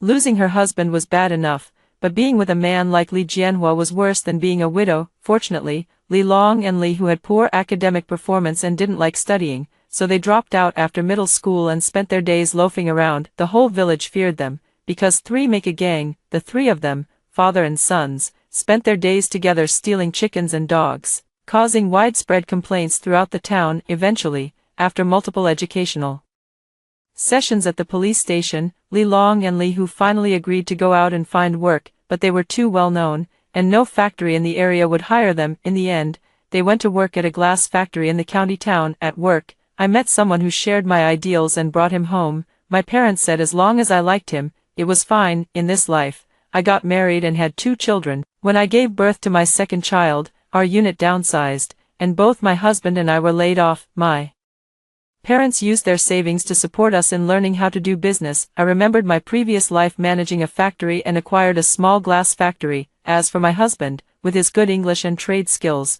he opened an online store specializing in wholesale and export. In just a few years, our factory and trading company took off, not much smaller than Li Jianhua's factory in my previous life. Li Long and Li Hu tried several times to get jobs at our factory, but were turned down each time. My parents said that Li Jianhua often got drunk and would go crazy near the glass factory in town, claiming that the factory was rightfully his. Li Long and Li Hu wanted to send him to a mental hospital, but they were unwilling to spend the money. Wang the widow also grew tired of Li Jianhua, refusing to let him in the house or feed him. He knelt at the door several times, promising never to gamble or drink again, before she finally allowed him inside. From then on, he lived like a zombie, obediently following Wang the widow's orders, doing whatever she told him to. After my husband and I made money in the city, we wanted to bring our parents to live with us, but they absolutely refused to leave the countryside, refusing to abandon the fish pond. After graduating from university, Zhenzhen returned to the countryside with her boyfriend, saying that contracting fruit trees and fish ponds in the countryside was far better than the 996 grind in the city. After Li Long and Li Hu got married, they lived in the county town and only returned home during major holidays. On the day I died in my previous life, it was New Year's Eve. My husband and I were at my parents' house, making dumplings with the kids. Zhenzhen and her husband were discussing what delicious and profitable fruits to grow after the new year, while the children played with flour. Just as we were about to set off fireworks after preparing the meal, we heard someone else in the neighborhood set off fireworks even earlier than us. My husband and I still had to go to my in-laws' place for the New Year's Eve dinner in the evening, so we only ate at my parents' house for lunch. Logically, we should have been the first family in the village to have our New Year's meal. To our surprise, someone was even earlier than us. Halfway through our meal, we heard the sound of an ambulance, and everyone ran out to watch the commotion. It turned out to be Li Jianhua. Feeling that his life was coming to an end, he secretly laced the dumplings with poison. Everyone in his family fell ill, except for him. Fortunately, the timely discovery meant that, apart from widow Wang, who was older and had eaten more, requiring a few days in the hospital, everyone else was successfully resuscitated on the same day, but each one suffered through stomach pumping and induced vomiting. After the new year, widow Wang was taken to the city by her 2 sons, leaving Li Jianhua alone in the village. Li Jianhua didn't die like he did in his previous life. Instead, he seemed to have a sudden burst of energy, looking very lively. He spent all day spouting nonsense in the village, one moment claiming he was a tycoon who had poisoned his daughter and given all his wealth to his twin sons, then he would say that there was clearly a bag of gold in his family's ancestral grave. So how did it turn into a bag of waste paper? Then he would claim that if he died, he would definitely be reborn, and he was sure to become a tycoon. I think that if he hadn't gambled, perhaps with the experiences from his previous life, he could have become the richest person in the county without needing the treasures from the ancestral grave. But with him in this crazy state now,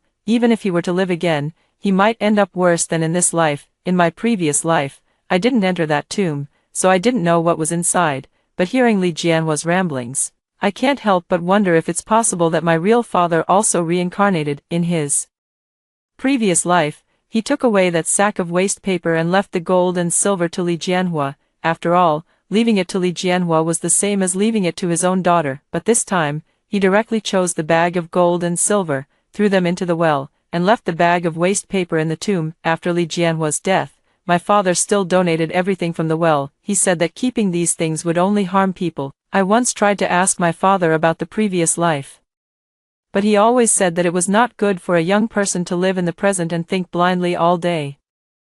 Was it really just my imagination? True, having been given a second chance, all the wealth was earned through the hard work of both my husband and me. The happiness of my parents and sister's family was also the result of their labor. Why should I dwell on my past life? After hearing the second story above, what are your thoughts? Feel free to share your opinions in the comments section. Next, there is another similar story. Let's continue to see, will you sign the divorce papers or not? Shen Hengshan placed the divorce agreement coldly on the table. It's just for show to my mother, don't overthink it. I looked at the man in military uniform in front of me, recalling how foolishly I had begged him not to divorce me in my previous life, only to be kicked out in the end. This life, I picked up the pen and signed my name swiftly. All right, I'll sign. Shen Hengshan was stunned. Is there anything else? If not, I'm leaving. I grabbed my bag and headed out. A chair fell over behind me. This time, I will never be that humble military wife again. In the winter of 1979,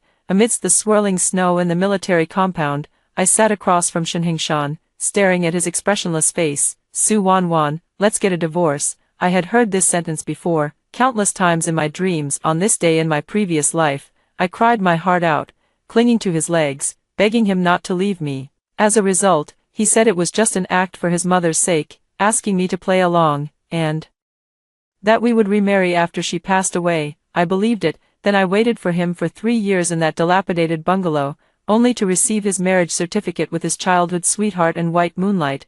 Why do you want a divorce? I asked calmly, without the panic and tears of my previous life. Shen Hengshan looked at me with some surprise. My mother is seriously ill, and she doesn't like you. I want to let her pass away in peace, so you want a divorce from me? It's just temporary. We'll remarry after my mother passes away. His tone carried an air of entitlement, as if I should be grateful for the opportunity he was giving me. I quietly looked at him, this man who had consumed my love to the core in my previous life, standing at 6 feet tall, with sharp eyebrows and bright eyes. He looked dashing and upright in his military uniform. At 28, he was already a battalion commander, with an unlimited future ahead. In my previous life, I felt incredibly fortunate to have married such an outstanding man, but now I just find it laughable. What if I don't agree? I asked. Shen Hengshan frowned. Su Wanwan, don't be unreasonable. This is just a temporary solution that benefits all of us. What benefit is there for me? After my mother passes away, I will make it up to you. And, he paused, if my mother finds out we're divorced, she might leave her old house to me. When we remarry,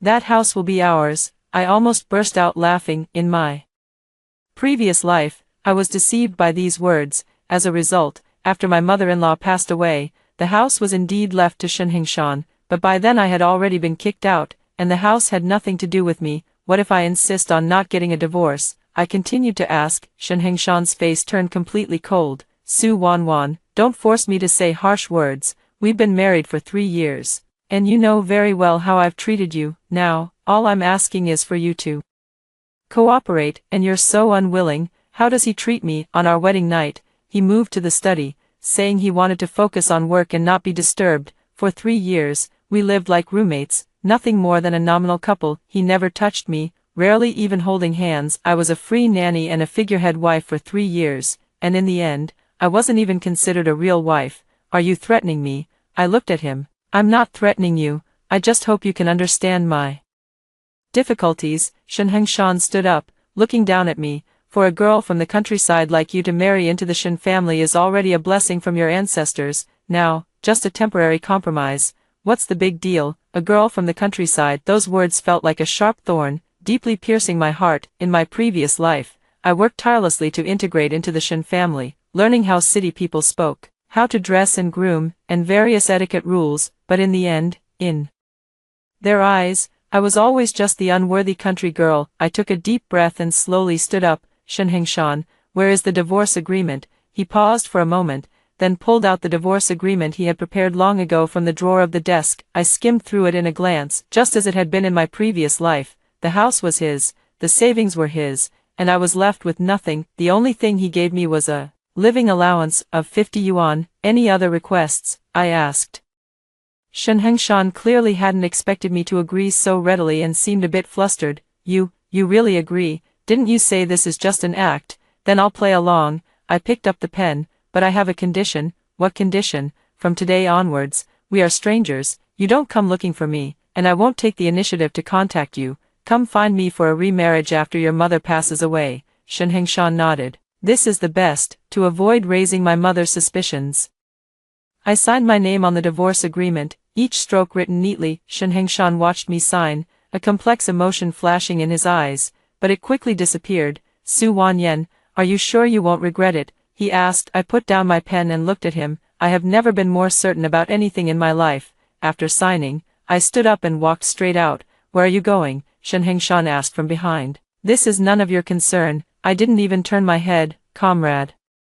Shen, we are already divorced. Please respect yourself. Stepping out of the Shen family's gate, I felt an unprecedented sense of relief. Outside, snowflakes were falling, and the north wind was biting, but my heart felt warm. In my previous life, I was too foolish, wasting my best years on a man who didn't love me. This life, I will live for myself. After leaving the Shen family, I went straight to the train station. In my previous life, after the divorce, I rented a dilapidated bungalow nearby and waited for Shen Hengshan for 3 years. Those 3 years were the darkest period of my life, with no job, no friends, and barely enough to eat. This time, I will not repeat the same mistakes. I want to return to the capital to find my good friend Lin Xiaoyu. In my previous life, because I married Shen Hengshan, I lost contact with Xiaoyu. Later, I heard that she had made a name for herself in the capital, opened a clothing factory, and became one of the first to get rich. Lin Xiaoyu and I were high school classmates, and she is the person I trust most in this world. The only train tickets left were hard seats, so I bought one and boarded the train. The carriage was crowded, the air thick, but I felt an unprecedented sense of joy. Comrade, this seat is mine, a middle-aged man said, pointing to the seat I was occupying. I checked my ticket and realized I had indeed sat in the wrong place. I'm sorry, I said, standing up to make way. The middle-aged man gave me a thorough once-over. Little girl, traveling alone, where are you going? To the capital, I replied briefly. I'm going to the capital too. The man grinned, revealing a mouthful of yellow teeth. Should I take care of you? I frowned and ignored him. Find my seat and sit down. I closed my eyes to rest. Little girl, don't ignore people. The middle-aged man actually comes over again. Look at you, so pretty. It's dangerous to be out alone. How about uncle protects you? He starts to squeeze towards me. I open my eyes and coldly look at him. Get lost. Oh, quite spirited, aren't we? The man not only didn't leave but became even more brazen. Little girl, don't push your luck. At that moment, a young man stood up. Comrade, please keep your distance from this young lady. The speaker was a young man in his mid-20s, dressed in a Zhongshan suit, wearing glasses, and appeared refined and polite. What's it to you? The middle-aged man said discontentedly. She's my sister. Of course it's my business. The young man walked over. Sister, come sit over here. I gave him a grateful look and got up to follow him. The middle-aged man muttered curses as he returned to his seat. Thank you, I said to the young man. You're welcome, it's the least I could do. He smiled. My name is Zhang Hao. I'm a graduate student at Jingqing University. My name is Su Wanwan. Thank you for helping me earlier. It was nothing. Zhang Hao seemed very kind. What brings you to Jingqing? I thought for a moment. I'll rely on friends. That's good. There are many opportunities in the capital now. You should be able to find a suitable job.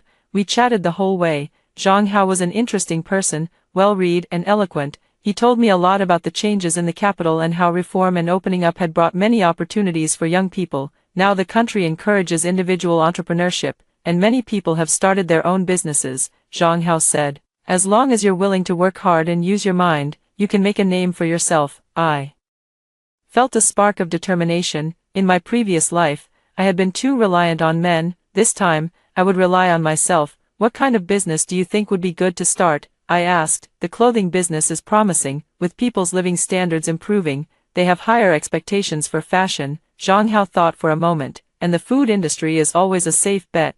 People prioritize their meals above all else. I silently noted down these suggestions. The train traveled overnight, and we arrived in the capital city the next morning. Zhang Hao had to report to his school, so we said our goodbyes at the station. Su Wanwan, if you encounter any difficulties in the capital, you can come to Capital University to find me. Zhang Hao handed me a piece of paper. This is my contact information. Thank you, Zhang Hao. I accepted the paper, watching Zhang Hao's retreating figure. I felt an indescribable emotion. If I hadn't married Shen Hengshan in my previous life, what would things be like now? Perhaps I would have met someone who truly loved me, and maybe we would have struggled together in the capital, witnessing the city's rapid changes. But thinking about this now is meaningless. I took out Lin Xiaoyu's address and prepared to go find her. I hope that after 3 years apart, our friendship still remains. Lin Xiaoyu lives in a Sihiyuan in the Dongqing district of the capital. Although it's not the most bustling area, it's still a pretty good location. I knocked on the courtyard gate. Who is it? A familiar voice came from inside. Xiaoyu, it's me, Su Wanan. The door opened, and Lin Xiaoyu poked her head out, stunned to see me. Wanan, why are you here? 3 years had passed, and Lin Xiaoyu had changed a lot. She wore a brand new woolen coat, her hair styled in fashionable large waves, and her face lightly made up, giving her an energetic and vibrant appearance. I'm in Beijing now, I said simply. Come in quickly. Lin Xiaoyu hurriedly pulled me into the courtyard. Why did you suddenly come? What about Shen Hengshan? Mentioning that name still caused a sharp pain in my heart. We're divorced. Lin Xiaoyu's hand froze in midair. What did you say? I divorced Shen Hengshan, I repeated. How could that be? Aren't you doing fine? Lin Xiaoyu pulled me down to sit. What exactly happened? Tell me quickly. I briefly recounted the events. Of course, without mentioning the matter of reincarnation, he said it was a fake divorce, asking me to act along to show his mother. He promised to remarry after his mother passed away. Lin Xiaoyu, after hearing this, was so angry that she slammed the table. What a scoundrel! How can there be such a thing? I agreed, I said. You agreed? Lin Xiaoyu widened her eyes. Wanwan, you're being foolish. A fake divorce is still a divorce. What if he changes his mind? I let out a bitter laugh. That's why I came to you. Xiaoyu, I don't want to live like a dependent anymore. I want to stand on my own. Can you help me? Lin Xiaoyu gripped my hand tightly. Of course, we're best friends. How could I not help you when you're in trouble? She stood up and paced back and forth in the room. You can stay here with me for now, and we'll take our time looking for a job. There are plenty of opportunities in the capital. With your abilities, you're sure to find something suitable. I want to start my own business, I said. Lin Xiaoyu stopped walking. Start a business? Do you have the capital? I shook my head. No, but I can save up slowly. What kind of business? Clothing. I recalled Zhang Hao's suggestion. Now that people's living standards have improved, they have higher demands for clothing and appearance. Lin Xiaoyu's eyes lit up. That's a great idea. Actually, I've been considering starting a clothing business too. Really? Really? Lin Xiaoyu said excitedly. I'm now working at a foreign trade company and have met many merchants from Hong Kong and Taiwan. They say that many people in the South are doing clothing exports, and they make money very quickly. I was intrigued. Could we do it together? Of course we can. Lin Xiaoyu clapped her hands. I have some funds, you have ideas, and we can just collaborate. We decided to act immediately. Lin Xiaoyu quickly took out paper and pen to plan with me. First, we need to decide what kind of clothing to make. Lin Xiaoyu said, should we focus on export trade or domestic sales? Let's go with domestic sales. I thought for a moment. Export requires too much capital and involves greater risks. Domestic sales may have smaller profits, but it's more stable. That makes sense. Lin Xiaoyu nodded. So what kind of clothes should we make? I recalled the fashion trends of the future. Let's focus on young women's clothing, with trendy designs and not too high prices. Great idea. Lin Xiaoyu became more and more excited as she spoke. Young women today are indeed willing to spend money on beautiful clothes. We talked late into the night, outlining the general framework of the business. Lin Xiaoyu had savings of 20,000 yuan, which was a considerable amount in 1979. Although I didn't have any capital, I had the experience from my previous life and foresight into the future. To be honest, I've always wanted to start my own business, but I always felt unsure doing it alone, said Lin Xiaoyu. Now that you're with me, I feel much more at ease. Me too. I held her hand. Xiaoyu, thank you for believing in me, we're best friends. What's with the thanks? Lin Xiaoyu smiled. Tomorrow we'll go to the market to take a look and get a feel for the situation. Lying in the room that Lin Xiaoyu had tidied up for me, I looked at the moon outside the window, my emotions in turmoil. In my previous life, I had placed all my hopes on Shenhengshan, but in the end, I gained nothing. This life, I will create my own future with my own hands. Shenhengshan, just you wait. One day, you will regret the decision you made today. Early the next morning, Lin Xiaoyu dragged me to the largest clothing wholesale market in the capital. The place was bustling with people, and all kinds of clothing were on display. However, I noticed that most of it was outdated workwear or Sun Yat-sen suits, with very few fashionable options. Look, this is the opportunity. Lin Xiaoyu pointed to the monotonous clothing and said, the market is lacking truly fashionable women's wear. After walking around, we had a better understanding. I think we should start with simple styles, I said to Lin Xiaoyu, like dresses, which are simple in design but can be worked on in terms of color and details. Great idea, Lin Xiaoyu nodded. Then let's go find a tailor to take a look. After asking around the market, we found an old tailor named Master Wang. Master Wang was in his 50s and had excellent craftsmanship. He had previously made uniforms for some government agencies. What kind of clothes are you looking to make? Master Wang asked. I took out the design drafts I had prepared in advance. Master Wang, could you take a look and see if these styles can be made? Mr.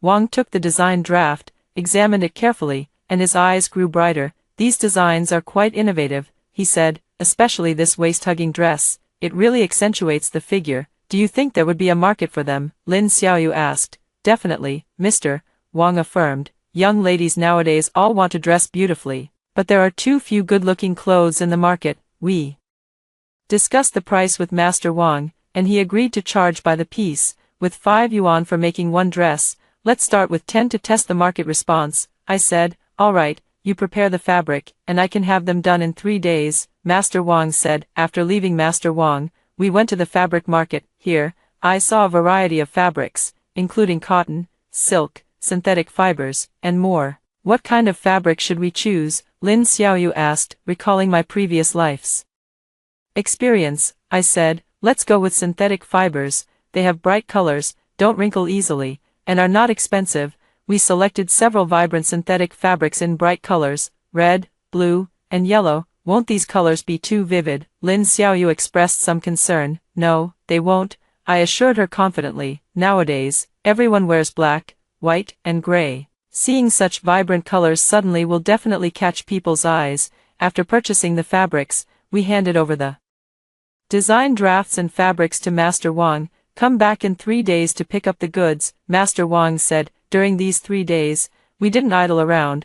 We started preparing for the sales. Where should we sell? Lin Xiaoyu asked. Let's rent a stall at the wholesale market first to try it out, I said. If the sales are good, we can consider opening a store. We rented a small stall in the wholesale market for 50 yuan a month. It wasn't cheap, but the location was good, with a lot of foot traffic. 3 days later, Master Wang's clothes were ready, 10 dresses, each exquisitely made, with new styles and vibrant colors. So beautiful. Lin Xiaoyu picked up a red dress, unable to take her eyes off it. I want to buy one for myself, then keep one for yourself, I said with a smile. We'll sell the other 9. We moved the clothes to our stall and started our first day of business. At first, no one paid much attention, and Xiaoyu and I were a bit nervous, but soon, someone was attracted by our clothes. This dress is so pretty. A young girl pointed at the red dress and said, how much is it? I quickly calculated the cost in my mind. 35 yuan, that's expensive. The girl hesitated. Miss, you should try it, I said. This is the latest style, and you definitely won't find another one like it in the market. The girl was persuaded by me and went into the fitting room to try it on. After coming out, she turned around in front of the mirror, her eyes filled With delight, it looks amazing, I'll take it. The first deal is done. With the first customer, things went much smoother afterward. By the end of the day, we had sold 6 pieces of clothing and made nearly 100 yuan.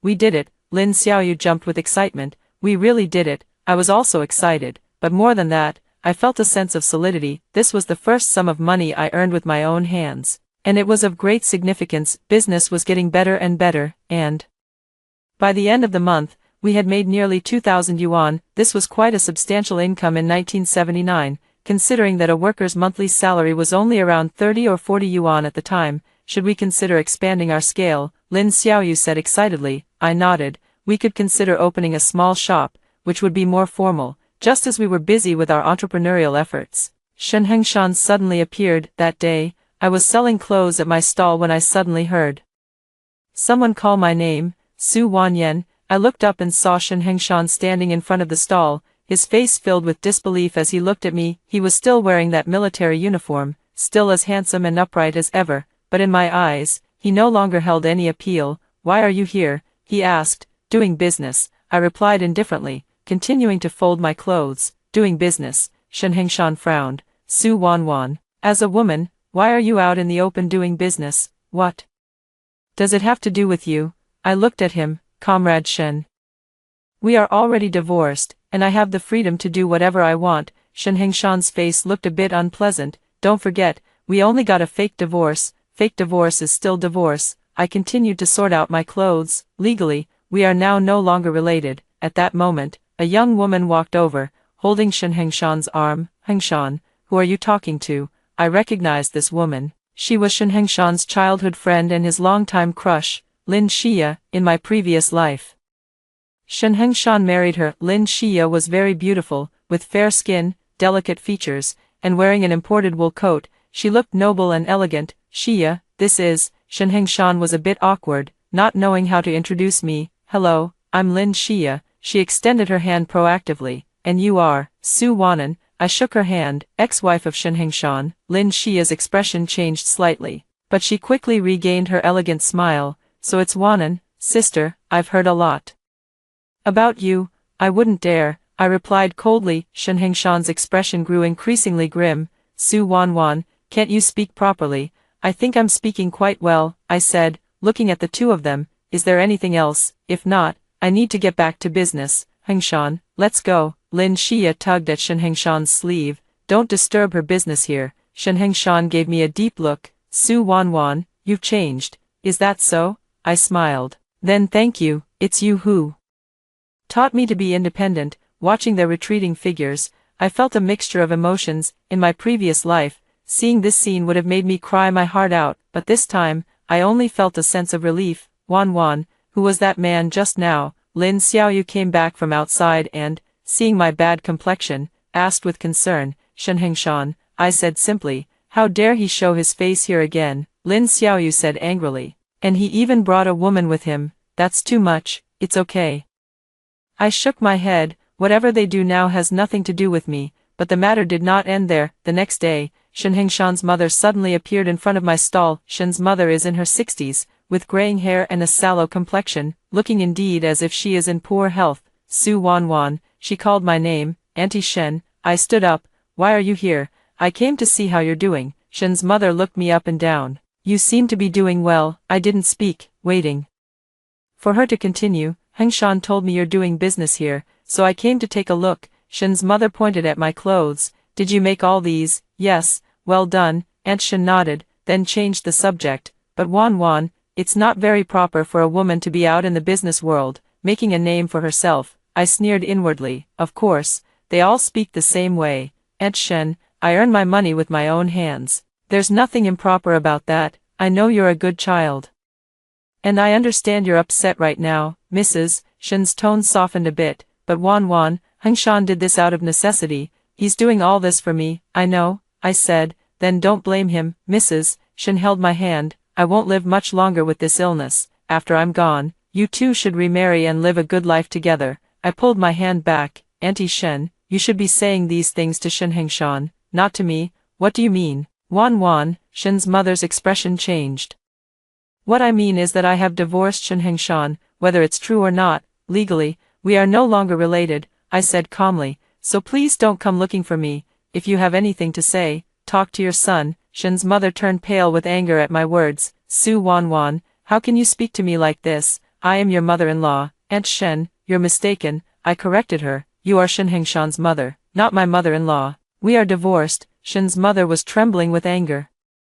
Unable to speak as she pointed at me, finally, she said through gritted teeth, Su Wanwan, don't push it too far. Do you really think you can make something of yourself by leaving the Shen family? What great things do you think you, a mere country girl, can accomplish? We'll just have to wait and see, I replied coldly. Shen's mother stormed off, but I knew this wasn't the end of it, as expected. The next day officials from the Bureau of Industry and Commerce came to inspect our stall. Do you have a business license? Asked a middle-aged man holding a work ID. A business license. Lin Xiaoyu and I exchanged glances. What procedures are required? Of course there are procedures, the middle-aged man said sternly. Now all individual businesses must obtain a business license, otherwise, it's a legal operation. Let's go take care of it, Lin Xiaoyu said.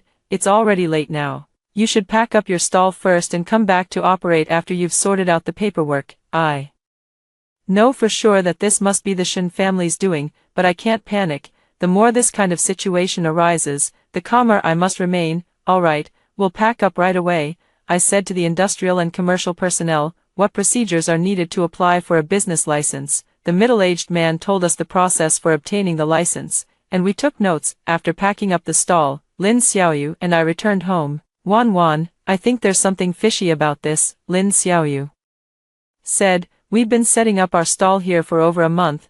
Why did they suddenly come to inspect us? Someone must have reported us, I calmly analyzed, and the person who reported us should know us. You mean Shen Hengshan? Very likely, I nodded, but it doesn't matter, we'll just follow the proper procedures to get the license. The next day, we went to the Administration for Industry and Commerce to apply for a business license. However, the process of obtaining the documents was not smooth. The staff said our application materials were incomplete and needed many additional items. After a week of back and forth, we still hadn't gotten the documents. Wanwan, I think they're deliberately making things difficult for us, Lin Xiaoyu said, feeling discouraged. What if we start our business elsewhere? No way, I said firmly. If we back down now, what will we do when we face difficulties in the future? Besides, running a business is never easy. If we're scared off by such minor obstacles, then we might as well not do it at all. What should we do then? I thought for a moment. I'll go find Zhang Hao. Zhang Hao is a graduate student at Jingxing University, and his family seems to have some connections. Maybe he can help us figure something out. I went to Jingxing University, asked around, and eventually found Zhang Hao's dormitory. Su Wanwan, Zhang Hao looked surprised to see me. Why are you here? I explained the situation to him. So that's how it is, Zhang Hao thought for a moment. I do know a friend at the Industry and Commerce Bureau who can help you inquire about the situation. Really, thank you so much. You're welcome. Friends should help each other. Zhang Hao smiled. But Wanwan, it's really not easy for a girl to do business. Have you considered finding a partner? I was intrigued. You mean, I'm also very interested in the clothing business. If you don't mind, I can invest. I may not have a lot of money, but I have some connections that can help you solve some difficulties, Zhang Hao said. This was indeed a good suggestion. In this era, doing business really required some connections. I need to discuss this with my partner, I said. Of course, take your time to consider, Zhang Hao said. I'll go to the Administration for Industry and Commerce first to inquire about the situation. 2 days later, Zhang Hao brought news. There really is someone behind the scenes causing trouble, he said. A friend at the Administration for Industry and Commerce told me that someone has reported you for illegal business operations, and the background of the complainant is not simple. What background? I asked. Someone from the military region, Zhang Hao said. I don't know exactly who, but they definitely have some power. I sneered inwardly. It was indeed Shen Hengshan. What should we do then? Lin Xiaoyu asked worriedly. Don't worry, now that we know what's going on, it'll be easier to handle, Zhang Hao said. My dad works in the municipal government. I can ask him to help mediate. Would that cause trouble for you? I was a bit concerned. No, it won't. This is legitimate business after all. There's nothing to worry about, Zhang Hao said, and my dad has always supported individual entrepreneurship. He thinks it's a good thing for reform and opening up. With Zhang Hao's help, our business license was quickly processed and Zhang Hao also decided to invest in our business. putting in 5,000 yuan for a 20% stake. With this 5,000 yuan, we can expand our operations, Lin Xiaoyu excitedly said. We can rent a storefront and hire a few more tailors. I was also happy, but more than that, I felt a sense of accomplishment. Shen Hengshan wanted to undermine me, but instead, he ended up making my business even bigger. With a business license and ample funding, our business grew rapidly. We rented a small shop on Wangfujing Street, the busiest area in the capital, though it was only 20 square meters. The location was excellent. The shop was decorated in a simple and fashionable style, with our latest designs displayed in the window. On the first day of opening, many people were attracted to the store. These clothes are so beautiful, the style is so innovative, the color is so gorgeous. The customers' compliments were endless, and I felt very satisfied. What made me even happier was that our clothing began to gain a small reputation in the capital. Some fashionable young women came to our shop specifically to buy clothes, and even some came from out of town. Boss Su, when will you have new designs available? A regular customer asked. Soon, we'll have new designs coming out next month, I replied with a smile. At this moment, Zhang Hao walked in from outside. Business is good, he said with a smile, looking at the bustling scene in the shop. Thanks to you, I said gratefully. Don't say that, it's all your merit, Zhang Hao said. Oh, I have good news to tell you. What's the good news? Lin Xiaoyu asked curiously. There's a clothing exhibition in Shanghai, and they've invited us to participate, Zhang Hao said, taking out an invitation letter. It's a great opportunity to expand our visibility. I took the invitation letter and looked at it. It was indeed a good opportunity. When is it? I asked. Mid-next month, for 3 days, Zhang Hao said. I've already signed you up. Just as we were discussing the trade fair, a few unexpected guests appeared at the shop entrance. Shen Hengshan, Lin Xia, and 2 middle-aged men I didn't recognize. One of the men was wearing a Zhongshan suit, looking like a leader. The other was in military attire, and the rank on his shoulder indicated he was a colonel. Su Wanwan. Shen Hengshan walked into the shop, his face dark. Shen Hengshan, I looked at him calmly. Is there something you need? I came to see how your business is doing. Shen Hengshan's tone was laced with sarcasm. Seems to be going well. Thanks to you, I replied coldly. The man in the Chinese tunic suit stepped forward. Is this Comrade Su Wanzhan? Yes, I am. I looked at him. And you are? I am Director Wang from the Market Supervision Bureau. The middle-aged man produced his work ID. Today, I'm here to inspect your business operations. My heart sank. Here we go again, but this time I had experience and wouldn't panic like last time.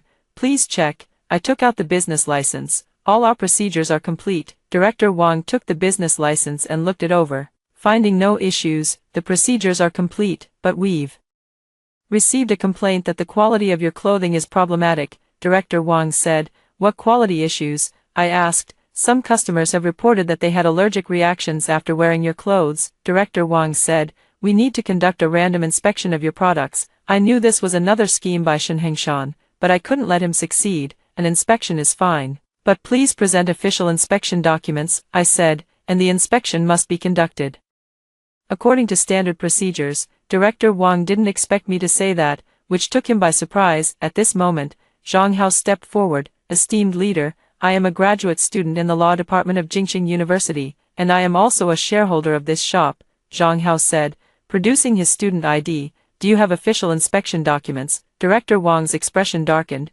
Young comrade, we are conducting the inspection according to the law. Please show the documents, Zhang Hao said calmly. If there are no official documents, we have the right to refuse the inspection. The colonel in military uniform spoke up at this moment. Kid, don't push your luck. Director Wang personally coming to inspect is already giving you face. Esteemed leader, no matter what your rank is, you must act according to the law. Zhang Hao stood his ground. If you insist on conducting a forced inspection, please show the documents first. The colonel was left speechless by Zhang Hao's words. Shen Hengshan stepped forward at this moment. Su Wanwan, if you know what's good for you, cooperate with the inspection and don't make trouble for yourself. Shen Hengshan, what do you mean by that? I looked at him coldly. Do you think I'm still the Su Wanwan who let you bully before? You? Shen Hengshan was angered by my words. At that moment, a large group of people suddenly arrived outside the shop. I took a closer look and saw that they were law enforcement officers from the Industry and Commerce Bureau.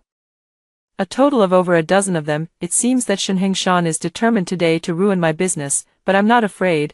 I'll face the challenge head-on. The law enforcement officers from the Industry and Commerce Bureau surrounded the shop so tightly that it attracted a large crowd of onlookers. What's going on? What's wrong with this store? The crowd was growing larger, and I knew that if this wasn't handled properly, it would seriously damage our reputation. Leaders, if you want to inspect, please show official documents, I said loudly. We operate legally and are not afraid of any inspections. Director Wang was put in an awkward position by me and had no choice but to take out a document. This is the inspection notice. Zhang Hao took the document, carefully examined it, and then nodded at me. The document is genuine. We will cooperate with the inspection, Zhang Hao whispered to me. But they must follow the proper procedures. Okay, I said to the industrial and commercial staff, please inspect according to the formal procedures, and we will fully cooperate. The inspection began, and the industrial and commercial staff took samples of our clothing to be sent to the Quality Inspection Department for testing. When will the test results be available? I asked. About a week, Director Wang said. You will suspend business operations until the test results are out.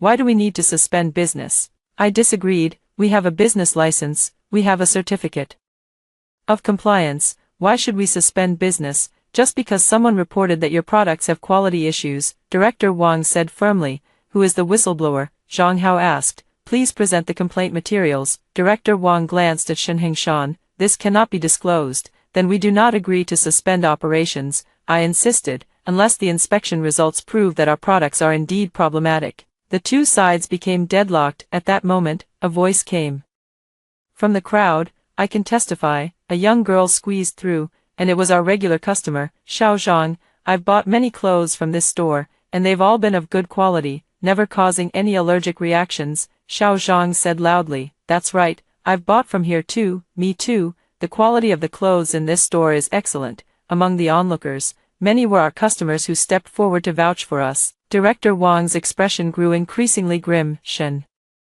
Hengshan hadn't anticipated this situation and furrowed his brow deeply. No matter what, you must suspend operations until the test results come out, Director Wang said firmly. I disagree, I said resolutely. If you want to force a shutdown, please show the legal basis. Su Wanwan. Shen Hengshan finally couldn't hold back. Don't push your luck, Shen Hengshan. Who do you think you are? I was furious. What does my business have to do with you? You, Shen Hengshan was enraged by my words and stepped forward to strike. Zhang Hao immediately stood in front of me. Comrade Shen, please calm down, move aside. Shen Hengshan pushed Zhang Hao. Zhang Hao did not yield. Comrade Shen, there are so many people watching here. Are you sure you want to resort to violence? At that moment, another voice came from the crowd. Make way, make way. A middle-aged man in a cadre's uniform squeezed through, and I recognized him as Director Zhang. Zhang Hao's father. What's going on? Director Zhang asked. Zhang Hao quickly explained the situation. Director Zhang's expression turned grim after listening. Director Wang, such matters should be investigated thoroughly before taking action, Director Zhang said. There is no evidence proving their products are problematic yet, so is it appropriate to demand a suspension of business operations? Director Zhang, we are acting in accordance with the law. Director Wang sounded somewhat nervous. Acting in accordance with the law. Director Zhang interrupted him. Then please tell me, which legal provision allows for forcing businesses to cease operations without solid evidence? Director Wang was left speechless. Moreover, Director Zhang continued, I just heard from the onlookers that the quality of the clothing in this store has always been excellent, and there have never been any issues. Isn't it strange that someone would suddenly file a complaint in this situation? Shen Hengshan's expression changed. He hadn't expected Director Zhang to show up. Director Zhang, the colonel spoke up at this point. This matter involves consumer safety, and we must handle it with caution. Colonel Li, you're right, we do need to handle this cautiously. Director Zhang looked at the colonel, but being cautious doesn't mean handling it recklessly. There's no evidence proving the issue exists, yet you're demanding they shut down. Is that being cautious? Colonel Li was left speechless by the question. Here's my suggestion, Director Zhang said. Sampling tests can be conducted, but shutting down shouldn't be demanded.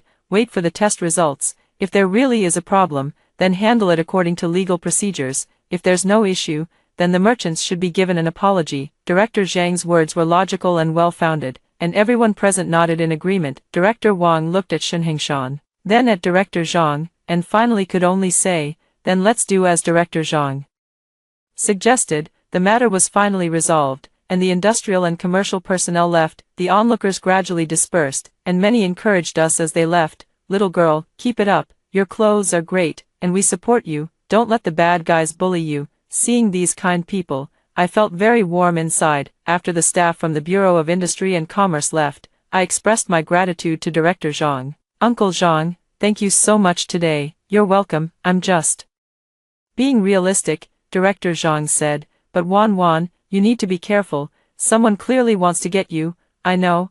I glanced at Shen Hengshan, "but I'm not afraid." Shen Hengshan and Lin Xia had already slunk away, with Shen Hengshan shooting me a venomous glare before leaving, but I didn't care, since we had already completely torn apart. A week later, the inspection results came out, and our clothing quality was fully qualified with no issues. Director Wang, as promised, publicly apologized to us and admitted to negligence in his work. This incident unexpectedly became free advertising for us, and many people became aware of our shop, leading to better business. Wan, I think we should seize this opportunity and strike while the iron is hot," Lin Xiaoyu said excitedly. "What do you think about opening a branch?" "It's worth considering," I nodded, "but we need to find the right location." "I have an idea," Zhang Hao said. "We could consider a franchise model, where others invest to open the stores, and we provide the supply and technical guidance."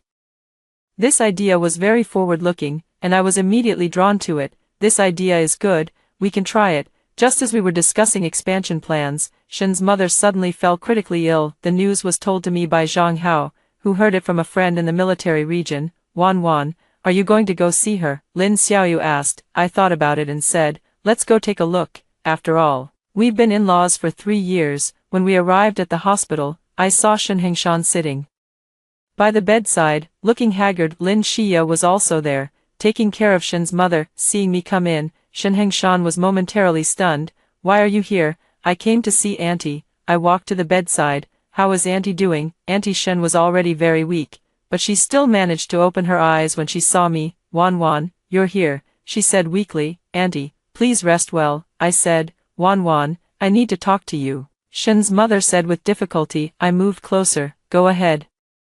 "I'm sorry." Shen's mother's voice was very soft. "I was not good to you before." I felt a pang in my heart. "Auntie, please don't say that. Hengshan, he's immature, don't blame him." Aunt Shen clutched my hand. "You too, remarry." I glanced at Shen Hengshan, who was nervously watching me. "Auntie, take good care of your health and don't think too much." I avoided giving a direct answer. "Mrs. Shen was about to say something, but the doctor came in. "The patient needs rest, and we don't want too many family members here," the doctor said. I got up to leave. "Su Wan, Shen Hengshan called out to me. "What is it? Come out and talk." I followed him out to the corridor outside the ward. "My mother's illness, it's very serious." Shen Hengshan's voice choked up. The doctor said, "It might be just a few days now." I was silent for a moment. "I'm sorry for your loss, Wan, I want to remarry you," Shen Hengshan suddenly said. I looked at him. "Why?" "My mother, she has always hoped we would remarry," Shen Hengshan said. "Now that she's not doing well, I want to fulfill her wish." "Just to fulfill her wish?" I asked. Shen Hengshan was silent for a moment. "Not entirely, Wan, I've thought a lot during this time, and I realized I can't live without you." "Is that so?" I let out a cold laugh. "What about Lin Xia?" "Xia, we're just friends," Shen Hengshan said. "Friends?" I pointed to Lin Xia, who was taking care of Shen's mother in the ward. "Do friends take such meticulous care of your mother?" Shen Hengshan had nothing to say. "Shen Hengshan, we can't remarry," I said calmly. "It's not out of anger or spite, but because we're fundamentally incompatible." "Why not compatible?" Shen Hengshan was anxious. "Didn't we live pretty well before?" "Well," I retorted, "in 3 years of marriage, what part did you think was good?" Shen Hengshan was left speechless by the question. "Forget it, all that is in the past," I said. "I hope Auntie can leave peacefully, and I won't cause her any more trouble, but don't even think about remarrying." After saying that, I turned and walked away. "Su Wanan," Shen Hengshan called out behind me, "you'll regret this." I didn't look back, my steps only growing firmer. Regret? The one who truly regretted it was me in my previous life. This life, I will no longer wrong myself for anyone. Shen's mother passed away on the 3rd day. I attended her funeral, marking my final farewell to this marriage. At the funeral, Shen Hengshan kept looking at me, his eyes filled with complex emotions, but my heart was as calm as still water. no longer swayed by his gaze. After the funeral, I threw myself into the expansion of my business. Our franchise model was very successful, and within just 3 months, we had developed 10 franchise stores, spread across various areas of the capital. We also began to venture into other cities, with partners in Shanghai, Guangzhou, and Shenzhen. Wanwan, we are now a small but famous clothing brand, Lin Xiaoyu said excitedly. Who would have thought that a year ago we were just 2 street vendors? Indeed, the change is too big. Now we are already somewhat famous in the Beijing business world, and media often come to interview us about our entrepreneurial story. I was also named Outstanding Female Entrepreneur of the Year, and even made it into the newspapers. What made me even happier was that my relationship with Zhang Hao was gradually developing. He was a wonderful man, gentle and kind, talented and ambitious, completely different from Shen Hengshan. Wanwan, I have something I want to tell you. That evening, Zhang Hao invited me out for a walk. What is it? I asked. I want to pursue you, Zhang Hao said nervously. I know you've just divorced and might not be ready to start a new relationship yet, but I want you to know how I feel. I stopped walking and looked at him. In the moonlight, Zhang Hao's face looked exceptionally handsome, his eyes full of sincerity. Zhang Hao, I said, you don't have to give me an answer right now. Zhang Hao quickly said, I can wait until the day you're ready. I was touched by his sincerity. All right, I will consider it seriously, I said. From then on, Zhang Hao treated me even more considerately, but never pressed for anything, always putting my feelings first. This feeling of being cherished was something I had never experienced with Shen Hengshan. Half a year later, our clothing brand had grown to over 100 franchise stores, spread across major cities nationwide. We had evolved from a small workshop into a formal clothing company, complete with our own design team and production base. Our annual turnover exceeded 10 million, an astonishing figure in the early 1980s. I also transformed from an ordinary country girl into a successful female entrepreneur. That day, I was in my office handling documents when my secretary suddenly came in to report, Ms. Su, there's a Mr. Shen outside who wants to see you. My heart skipped a beat. Let him in. Shen Hengshan entered the office, looking much more haggard than he had a year ago. What do you need from me? I asked calmly, setting down the documents in my hand. Wanwan, Shen Hengshan's voice choked up. I've come to apologize to you. Apologize? I was somewhat surprised. Yes, for my past mistreatment of you, for my selfishness and coldness, Shen Hengshan said. Over the past year, I've thought a lot, and I realized I was wrong, terribly wrong. I listened quietly without saying a word. Wanwan, let's remarry, Shen Hengshan said. I promise to treat you well from now on, never like before. Shen Hengshan, do you think we can go back to how things were? I asked. Why not? Shen Hengshan said urgently. We once loved each other. We can start over, love each other. I laughed. Shen Hengshan, when did we ever love each other? Shen Hengshan was taken aback by my question. Our marriage was a mistake from the very beginning. I stood up and walked to the window. You married me not out of love, but because it was convenient. I married you not out of love, but out of admiration. How could such a marriage ever be happy? But things are different now, Shen Hengshan said. It really is different. I turned to look at him. I am no longer the humble Su Wanwan of back then. I have my own career, my own life, and I don't need to rely on anyone. Wanwan, you've changed, Shen Hengshan said. Yes, I've changed, I nodded. I've become independent, confident, and no longer need a man to define my worth. Shen Hengshan's face turned very grim. So, do you have someone you like now? He asked. I thought of Zhang Hao, his gentle smile and sincere eyes. Yes, I answered calmly. Shen Hengshan was struck as if by lightning, his face turning pale instantly. Is it that Zhang guy? He asked through gritted teeth. It's none of your business, I said coldly. Shen Hengshan, it's over between us. Please don't interfere with my life anymore. Su Wanan, Shen Hengshan said angrily, you will regret this. I've already regretted once, I replied calmly. That was when I married you. This lifetime, I won't regret again. Shen Hengshan stared at me in silence, and finally, without saying a word, he turned and left. Watching his retreating figure, I felt no ripple in my heart. The man who once filled me with so much love is now nothing to me. I picked up the phone and dialed Zhang Hao's number. Zhang Hao, do you have time tonight? Yes. What's up? I want to see you. I have something to tell you. All right, I'll be right over. After hanging up the phone, I looked at the sunset outside the window, feeling an unprecedented sense of ease. This life, I will live for myself and be with those who truly love me. Shen Hengshan, thank you for the fake divorce. which allowed me to rediscover myself after hearing the stories above. What are your thoughts? Feel free to share your opinions in the comments section. Looking forward to hearing from you. If you liked this story, don't forget to like it, share it, and subscribe to my channel. See you next time.